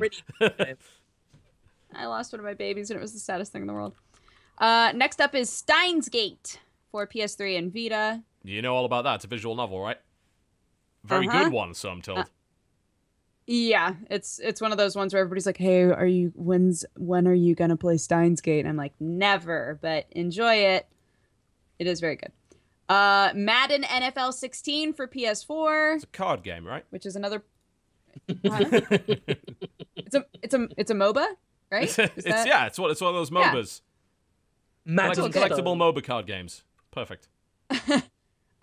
Gears of War Ultimate Edition, which we talked about. Chest High War for Xbox Simulator. One. Amnesia Memories. It's not an Amnesia game, before you think about that. Yeah, that was the first. Someone That's what I was let wondering. me know all about that on my Ask page. They were like, "This isn't the Amnesia game we wanted." No, it does not appear to be. It's a visual novel, by the looks of it. Yep, it is a visual novel. Yep. Cool. Dengeki Bunko Fighting Climax. What? Do you want to repeat more that? Anime bullshit. Dengeki Bunko Fighting Climax. I just wanted to hear someone say that again. Like, what? There are some video game names, Japan. There are some video game names. That is certainly one of them. What is it? I mean, I assume it's a fighting game. I don't know. Yep, 2D know. arcade fighting game. It's a climactic fighting game. One of the Full of developers bunko. is called Wow. French Bread. There you go. Oh, good. It is. Which is a bit weird. It's like, this is the hi, most I'm Japanese French. things I've ever heard. Developed by French Bread. What? I'm French Bread, creator of Dengeki Bunko. I shouldn't be laughing, considering. Next. Next is Capsule Force again. Yeah. And then we have Ascendant for PS4. Side-scrolling roguelite thingy. It's really pretty and quite fun. I liked it a lot on PC. Cool. Back to Bed for PS4, PlayStation 3, and Vita. That was a prize winner, if I recall correctly. There's a European indie prize, I think, that this one won. Just trying to find out exactly what it is. Yes, Indie Prize Europe's nominee for Best Console Game and winner of the Dutch Game Awards Guts and Glory Award. You play Bob the Sleepwalker, Subob, his man-faced dog guardian, and the surrealist dream puzzle world from the minds of Bedtime Digital Games, apparently. Man-faced dog guardian, sold. Absolutely. What more could There you you ask go. for? I'm going to have to remember next that. on the list I start my is- gameplay videos with... Oh, sorry, I think we're out of audio sync. I apologize. We were a little bit there. We're getting a little bit of Skype lag, but it's okay. It's all good. I'll keep my big mouth shut. Next. Next is Capsule Force again. I Why don't know is what's this up on with the this list dude. 3 times? Like, I don't know. So actual next is called Coated. Coated. Coated.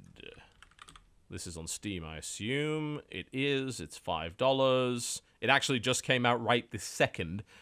Coated is a world made of colors. Coat yourself. Who am I? To solve puzzles. It is a game, an adventure, and a lesson. A lesson? Interesting. Oh. Oh That's my. some arrogant game. And a lesson. This is a lesson. We're gonna teach you a thing, Goo. All right, okay. Die trying. All right. Next is Fish or Die. What? Fish or Die. You heard the man. Holy shit. Enter a fishing tournament. Climb the leaderboard with your 5 biggest trophy fish. Try not to get snagged, lose your lures, or damage your bass boat. Sell fish to earn cash for tackle store. It literally says just that. Good. I don't see the death part of it anywhere. In fact, everyone looks fairly friendly, Fish or Die. really. Fish or die. Metaphorically. Yeah, okay, yeah. Die a little inside if you play this game. Yeah, really, yeah. but... Die inside. Die because you'll I guess never if you don't sell win. enough fish at the tackle store, then you will have no food. You could. You know, you could live in a very cruel capitalistic country which does not offer social support, so you may die. It's possible. And it's a lesson. It's a lesson. Next up is called Arclight Cascade. In the Arclight arena, you fend off glass drones and other player pilots by swiping. Swiping? This is PC, guys. Swiping? This is a mobile port, isn't it? But you have a giant laser sword, apparently. So you can... 4-way saber clashing combat. There you go. Perfect. Next is called Mighty Switch Force Academy. Oh, yeah. Kind of. I mean, I've heard of the Mighty Switch Force series. I played one of them. They're by WayForward. WayForward are kind of hit and miss. They do some. They did the Aliens game on DS, Aliens Infestation, which was bloody brilliant. Was actually great. Yeah, I loved it. If I recall correctly, isn't Jake Kaufman a composer for Mighty Switch Force? The guy that did the soundtrack to Shovel Knight? I think he is. Maybe. I know there's some bleed over with those kinds of guys. Yeah. Yeah, it's apparently part puzzle, part party, and partly developed. It's an early access game. Nice. Nice. That's classy. At least WayForward admit that. They're upfront about that. I can respect that. Okay. Next up is Celestial Tier, Demon's Revenge. Why have I heard of this one before? It's an episodic RPG, apparently. Episodic RPG that very much looks like it was made in RPG Maker. Very much so. I'm having a look at it. I was like, oh, those look familiar. All right. But it's okay. 2D retro pixel art. You know, we need more of that. Yeah. Okay. Next. Next is, starting on August 26th, we have Otherland.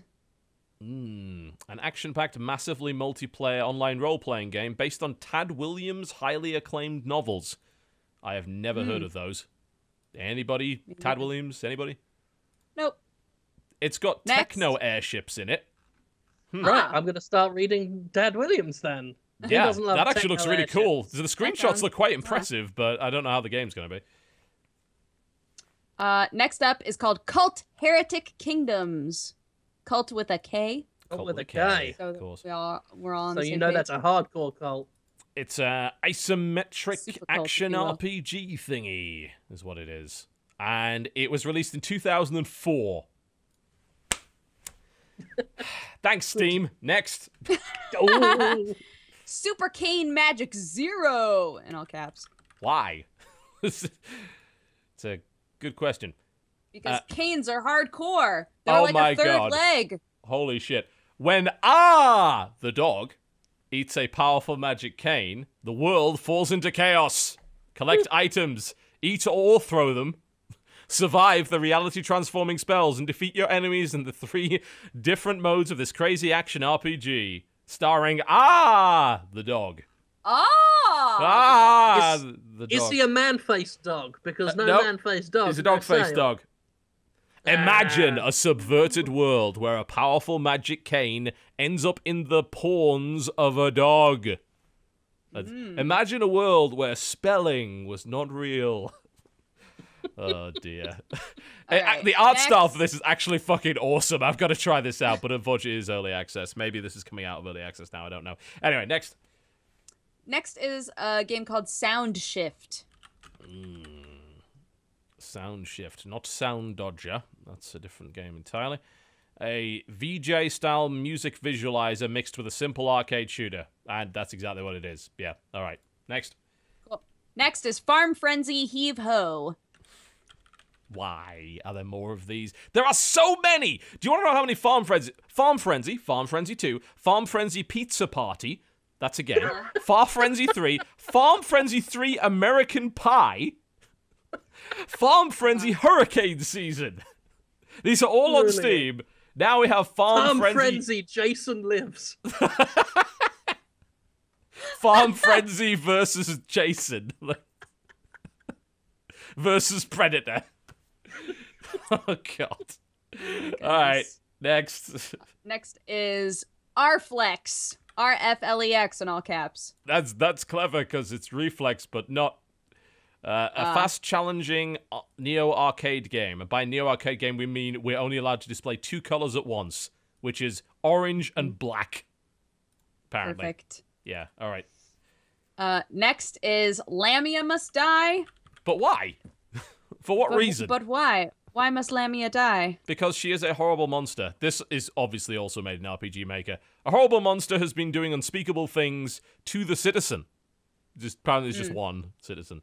One day, a paladin leaves several other heroes towards the cave where the monster lies in.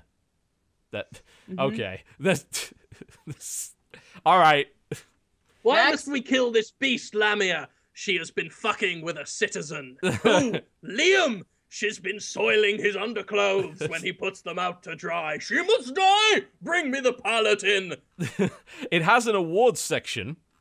Third place in Encounters of Boss Kind contest. Apparently. Stop. Oh my god. Yes. So this is basically a free RPG Maker game by the looks of it. With you seem to be fighting a Naga with large breasts. That appears to be it. Oh dear. Steam. Okay. Steam. Yep. Next up is on August 27th, Dead in Bermuda. Bermuda? Alright. There's a free demo for this if you want to try it out. It is a survival management game. Apparently, it's not early access. With RPG and adventure elements, lead a team of 8 survivors from a plane crash, assign them to tasks, gain experience, develop your survival skills, and craft new items. Yeah, so it's it's sort of like one of those sort of spreadsheet management games, kind of like Rebuild, like zombie game and things like that. I actually would play those. I play a lot of those on iOS. They're generally pretty fun. And there's a demo, so hey, give it a shot. Cool. Next is called Franbo. Franbo, a creepy adventure game that tells the story of Fran, a young girl struggling with a mental disorder and an unfair destiny. All right. Uh-huh. Next is called Ravenmark's Scourge of Estelian. I played this years ago at a PAX, and it's a turn-based war game that was on mobile that I thought was really, really good. Like, it was really in-depth for a mobile game. And I'm pretty sure it didn't do that well as a result, because it was the actual, like, hey, pay money for this. And people are like, no! I want to play Candy Crush. But, yeah, actually, this might be worth a look if the PC port is good, because I actually enjoyed this a lot. It was a really good, in-depth, kind of turn-based fantasy war game on iOS. Pretty cool. Cool. Next up is Runbow for Wii U. Runbow? What's all that about, then? Runbow, an action party game with a unique art style. Actually, it does have a pretty cool art style. And a sequel to Franbo. No, it is not. Yes, it is. Oh, it's one of those asymmetric games. So you, the guy with the gamepad is the Color Master, and he controls the colors and obstacles in the level, and then everyone else kind of tries to run through it. So he can fuck with people on the fly using the thing. And apparently it supports 9-player local multiplayer. You need a shitload of controllers for that, but yeah. Huh, that's kind of neat. Cool. Next is called Country Tales. Oh, that's a awe-inspiring title. I bet it's about the country. It's about the Wild West. Explore the Wild West and help Ted and his friends in their adventures, apparently. Good. That's all it says. But it has hundreds of quests, apparently, in the West. I don't know what that is. Next is Calvino Noir. Calvino Noir. More noir games, always good. It's a film noir stealth game. A sneaking adventure through the 1930s European criminal underworld. Oh, goodness. You sneak and you steal and you apparently knock people out in the 30s in a noir setting. That's kind of cool. Huh. All right. Next up is called Layers of Fear.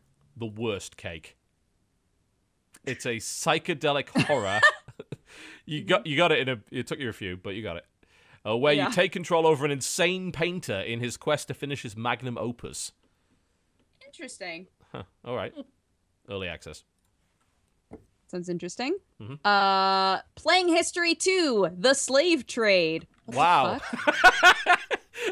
All right then. Green light. I covered that one. Did you? I've covered that one on my Best of Steam Greenlight Trailers series, where I look at the best of the worst. That's the reaction it gives. This got through Greenlight. How the fuck? I'm sorry, I'm looking at this and holy shit. Now, basically, it's like some sort of educational adventure game where you are a guy getting slaves in slave times, and there's this captain pirate guy who's constantly belittling you, going, "Oh, you fat, oh, you shadow," like that, just constantly berating you because you're a slave. And then at one point, you've got to put the slaves in the ship by playing Tetris with them. They're all bent, and you have to put the slaves in the ship in Tetris. Now, it's aimed to be an educational affair. Yeah, it says target audience 8 to 14 years old. It actually says this on the Steam page. Playing slave Tetris. What the fuck? I think I covered this like a long time ago, and I never expected to hear it again, but slave Tetris, that's all you need to know about Playing History 2. Slave Tetris. This actually won an award for the category of Best Learning Game in Europe. It's called the BETT Award, a celebration of inspired creativity and innovation for education. Apparently, this is it is a educational game. Like, they are absolutely claiming this. Yeah. Playing History, as far as I can tell, because I've seen that come up on Greenlight before. The other one wasn't worth doing because it didn't have slave fucking Tetris in it. Slave Tetris, wow, okay. But yeah, Playing History is a series of educational games, and I'm sure it actually has some educational value. Yeah, probably, yeah. Clearly it won awards and shit, but just on the face of it, the game they presented in the trailers, it's just, what the fuck? That does seem a little tasteless, but ultimately, I also read Horrible Histories, and they were all tasteless, and I remember loads of it as a result. So, who knows? Maybe it does work, you know? But, I might have to give it a chance. All right. Well, then moving on. Mm-hmm. August 28th, we've got One Piece Pirate Warriors 3. How many of these bloody games are there? There's quite a few. Three, apparently. Thanks, I meant One Piece games, but okay. Thanks, Dodger. There are a lot of those, yeah. I think there's still more Naruto games, and there's still more Dragon Ball games than there are Naruto games. But, yeah.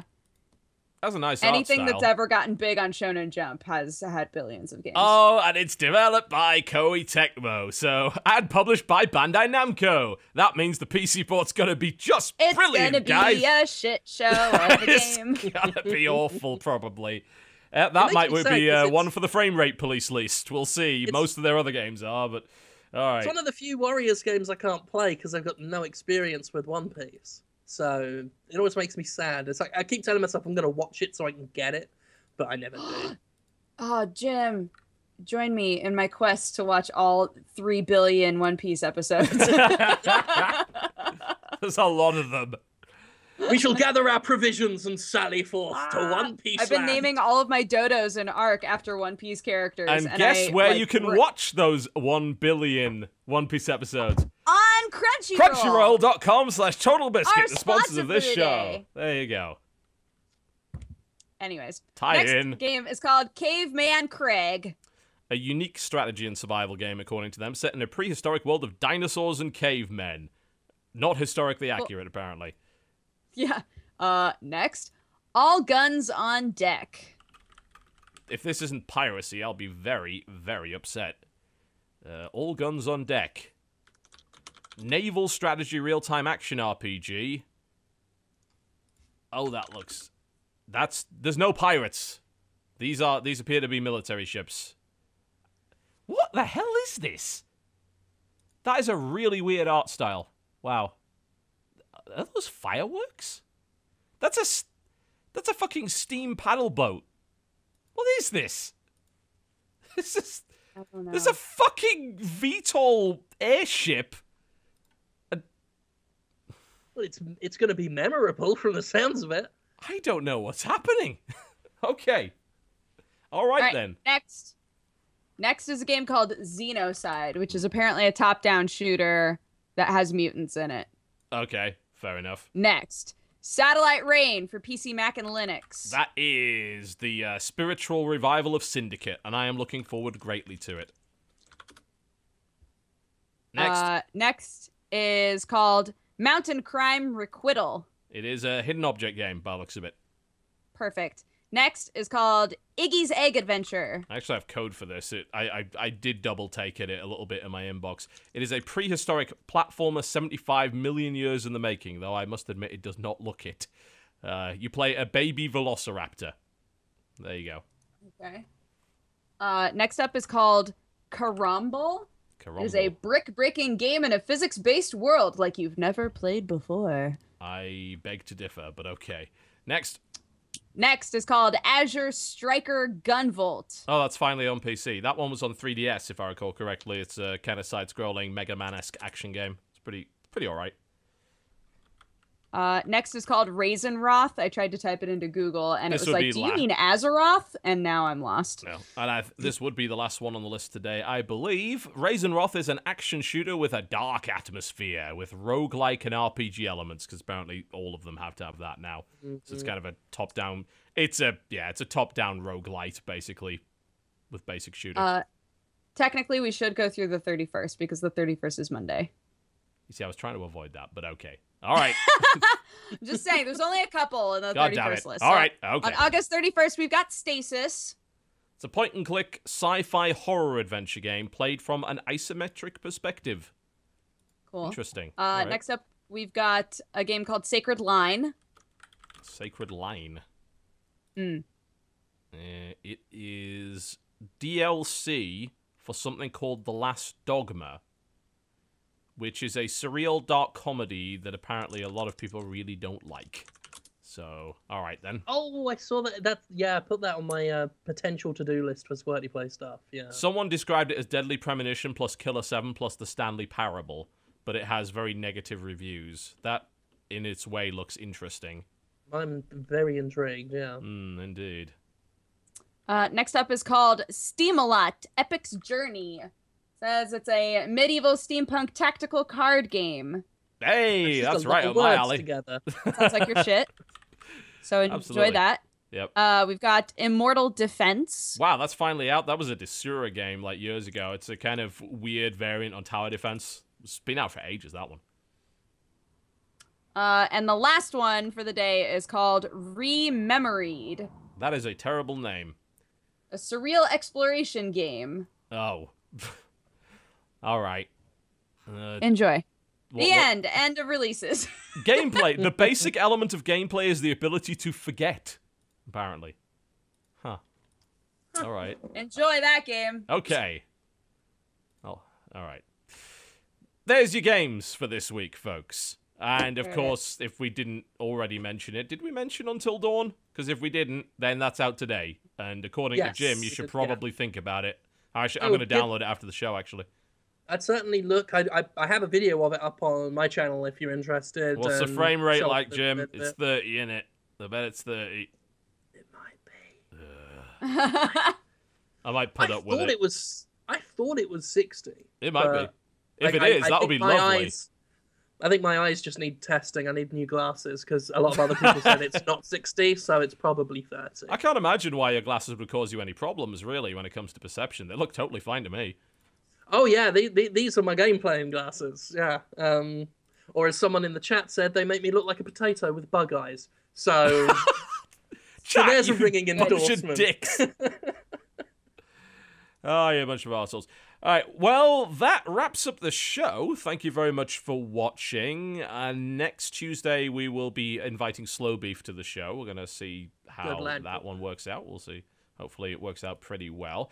Before we do our little shout-outs and plugs, I would like to plug a particular project that both myself and I know Jim has been promoting this a little bit as well, which is over on Kickstarter. It's by a veteran of the industry, a man named Russ Pitts, who is doing an extension of a series he did a few years ago, which I believe was called the human element, I think, or something along those lines. Human Angle, that was it, yes. It was actually on Polygon a few years ago, and it's a series of short documentary films about various people within the games industry. He did a really good one on the voice actor for John Marston for Red Dead Redemption. He did another one on the guys behind Clay, the fellows that made Don't Starve and Shank and things like that. And he's looking to raise money to do a series of these again. And I'm going to be one of them. Mike Bithell is going to be another one. And, of course, alumni of the show Miracle of Sound, who we're all aware of because he does the podcast with Jim, and he's done the podcast with us as well, Gavin Dunn. He's going to be part of it. Lorne Lanning, the creator of Oddworld.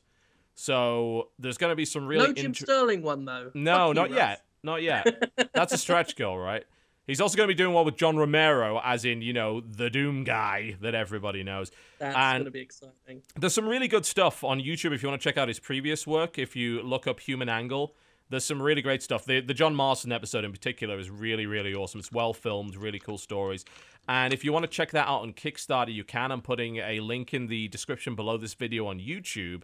And I'm popping one in the chat right there if you do want to back it. Every dollar's appreciated. The goal's fairly lofty, but that's how much it costs to travel around and make that kind of stuff. So if you do want to back it, that would be cool. You get to see inside my office. It's really exciting. Yeah. I'm sure he'll make it more interesting than that, but there you go. All right, that pretty much wraps the show up today, but we'd, of course, love you to go and check out our channel. So, Jim, what's coming up on the channel and, of course, your website this week? Right, well, what's coming up? Over on the Jimquisition.com. Don't go on Jimquisition.com. It takes you to hentai. TheJimquisition.com. Oh, my. We've got a review. With the review of Until Dawn is up. We have the Gears of War Ultimate Edition review is up. At some point, we'll have a review for the Phantom Pain. All sorts of cool stuff. I've been doing a lot more editorials. There's some stuff talking about some dodgy greenlight practices, some controversy with the Darkest Dungeon devs. Podquisition, of course, will be up on Thursday. I do that with Miracle of Sound, Gavin, and Laura Kate, who you had last week, and who I won't have a bad word said against. She's a wonderful, wonderful woman, hard worker, queen of the butts, and that will be a great show, I'm sure. And over on the Jim Sterling YouTube channel, just the usual shit, really. Got an Until Dawn video up right now. Jimquisition went up, talked about microtransactions in Metal Gear Solid 5 and other games. And yeah, just generally, I upload at least one video a day, usually more. And we'll probably have something up this afternoon as well, if I can be asked. Yeah, apparently we killed your site. It's dead. Oh, good. Well... I've upgraded that thing already, and I'm gonna have to keep upgrading it because every time it's fallen over. Yeah, to be fair, the co-optional DDoS has a tendency of destroying almost anything it touches. So I really need to. Every time I do a big review, it happens. So I need another upgrade. This is costing me money. So please give to my Patreon. Indeed. Dodger, what's coming on your channel this week? What's going on? Oh my god. I have to pee so bad. So here it is. Find me on youtube.com/pressstart to continue. I play butt-touching games, visual novels, dating sims. I do point and click sometimes. I also do a weekly show about the games industry. You can find me on all the social medias at DexBonus, DEXBONUS. And I do stream on twitch.tv/dexteritybonus. I'll be at PAX starting, I'll be in Seattle starting on Thursday. I actually leave tomorrow night, so I'll be gone for like 5 days, something like that. I'll be coming back on Tuesday. You will not be back on the show next week, yep. I will not be back on the show next week, so if you see me while you're at PAX, if you're going to be at PAX, please feel free to say hi. It's going to be awesome. It's going to be super fun, and that's it. Yeah, pretty much. Off you go. Watch bush. I'll do my thing now. It's all right. I'll tag up the Skype call afterwards. Here we go. All right. Yeah, you can check me out over at youtube.com/cynicalbrit. If you so desire, there's probably going to be a lot of Hearthstone over the next week or so because the new expansion's out, which means I'm making lots of silly decks. I am going to be trying to look at the Flock, most likely. We'll see what my conclusion on that one is. There's actually a lot of stuff that just came out on Steam that I really want to look at. Everland 2, Party Hard. But you know that I probably won't get the time. I'm working on it. I'm trying, honestly. And might stream a little bit this week. That, of course, might happen over at twitch.tv/TotalBiscuit. And if you missed my StarCraft content, that's at youtube.com/TotalBiscuit. That's the StarCraft channel, and Cynical Brit is the main channel that we do. Outside of that, of course, if you do want to back that Kickstarter, that would be very much appreciated. Like I said, link is in the description below this video, and I've also popped it in the chat room if you happen to be watching the stream. Will be the show next week, and then we're heading off to Dragon Con. I believe I'm leaving on Thursday the 3rd, and we should be live streaming our co-optional podcast at the weekend. I'll put up more information on that. We still think we're in that very small room, so if you are coming to Dragon Con, just bear in mind that if you do not get to that panel room early, it is highly likely that you will not be able to get in, because we're told the capacity is very, very small. So we will be streaming it live, and we will also be getting the VOD for my YouTube channel. That's going to be on Saturday, September the 5th at 7 p.m. And according to the DragonCon schedule, we're currently in Hilton Room 203. Keep an eye on my Twitter just in case they give us a different room. Then we will try and let you know. But otherwise, as I say, you'll need to get there early to avoid disappointment. We'll try and sign as much as we can and all that kind of thing, as long as we're not a fire hazard, which is... there has been known to happen from time to time, so just bear that one in mind. Also, if you do happen to be there, I'm actually on a panel called Crowdfunding and Making Money Online with Your Content at 2:30 on Friday, September the 4th, also in Hilton, room 203. I don't believe we have a list of who else is on that yet. I hope it's somebody other than just me, but I'm going to be there. So if you do wish to show up to that, by all means. That should also be streamed live. I'll post details closer to the time. I think that's about it. We haven't forgotten anything? Don't think so? No? Great. Lovely. Thank you to our sponsor, Crunchyroll.com/TotalBiscuit, for your free trial for all the anime you could possibly desire. And possibly more that you do not. It is there. It is available. We have been the Co-optional Podcast. Thank you very much for watching. And we will see you next time. Good night.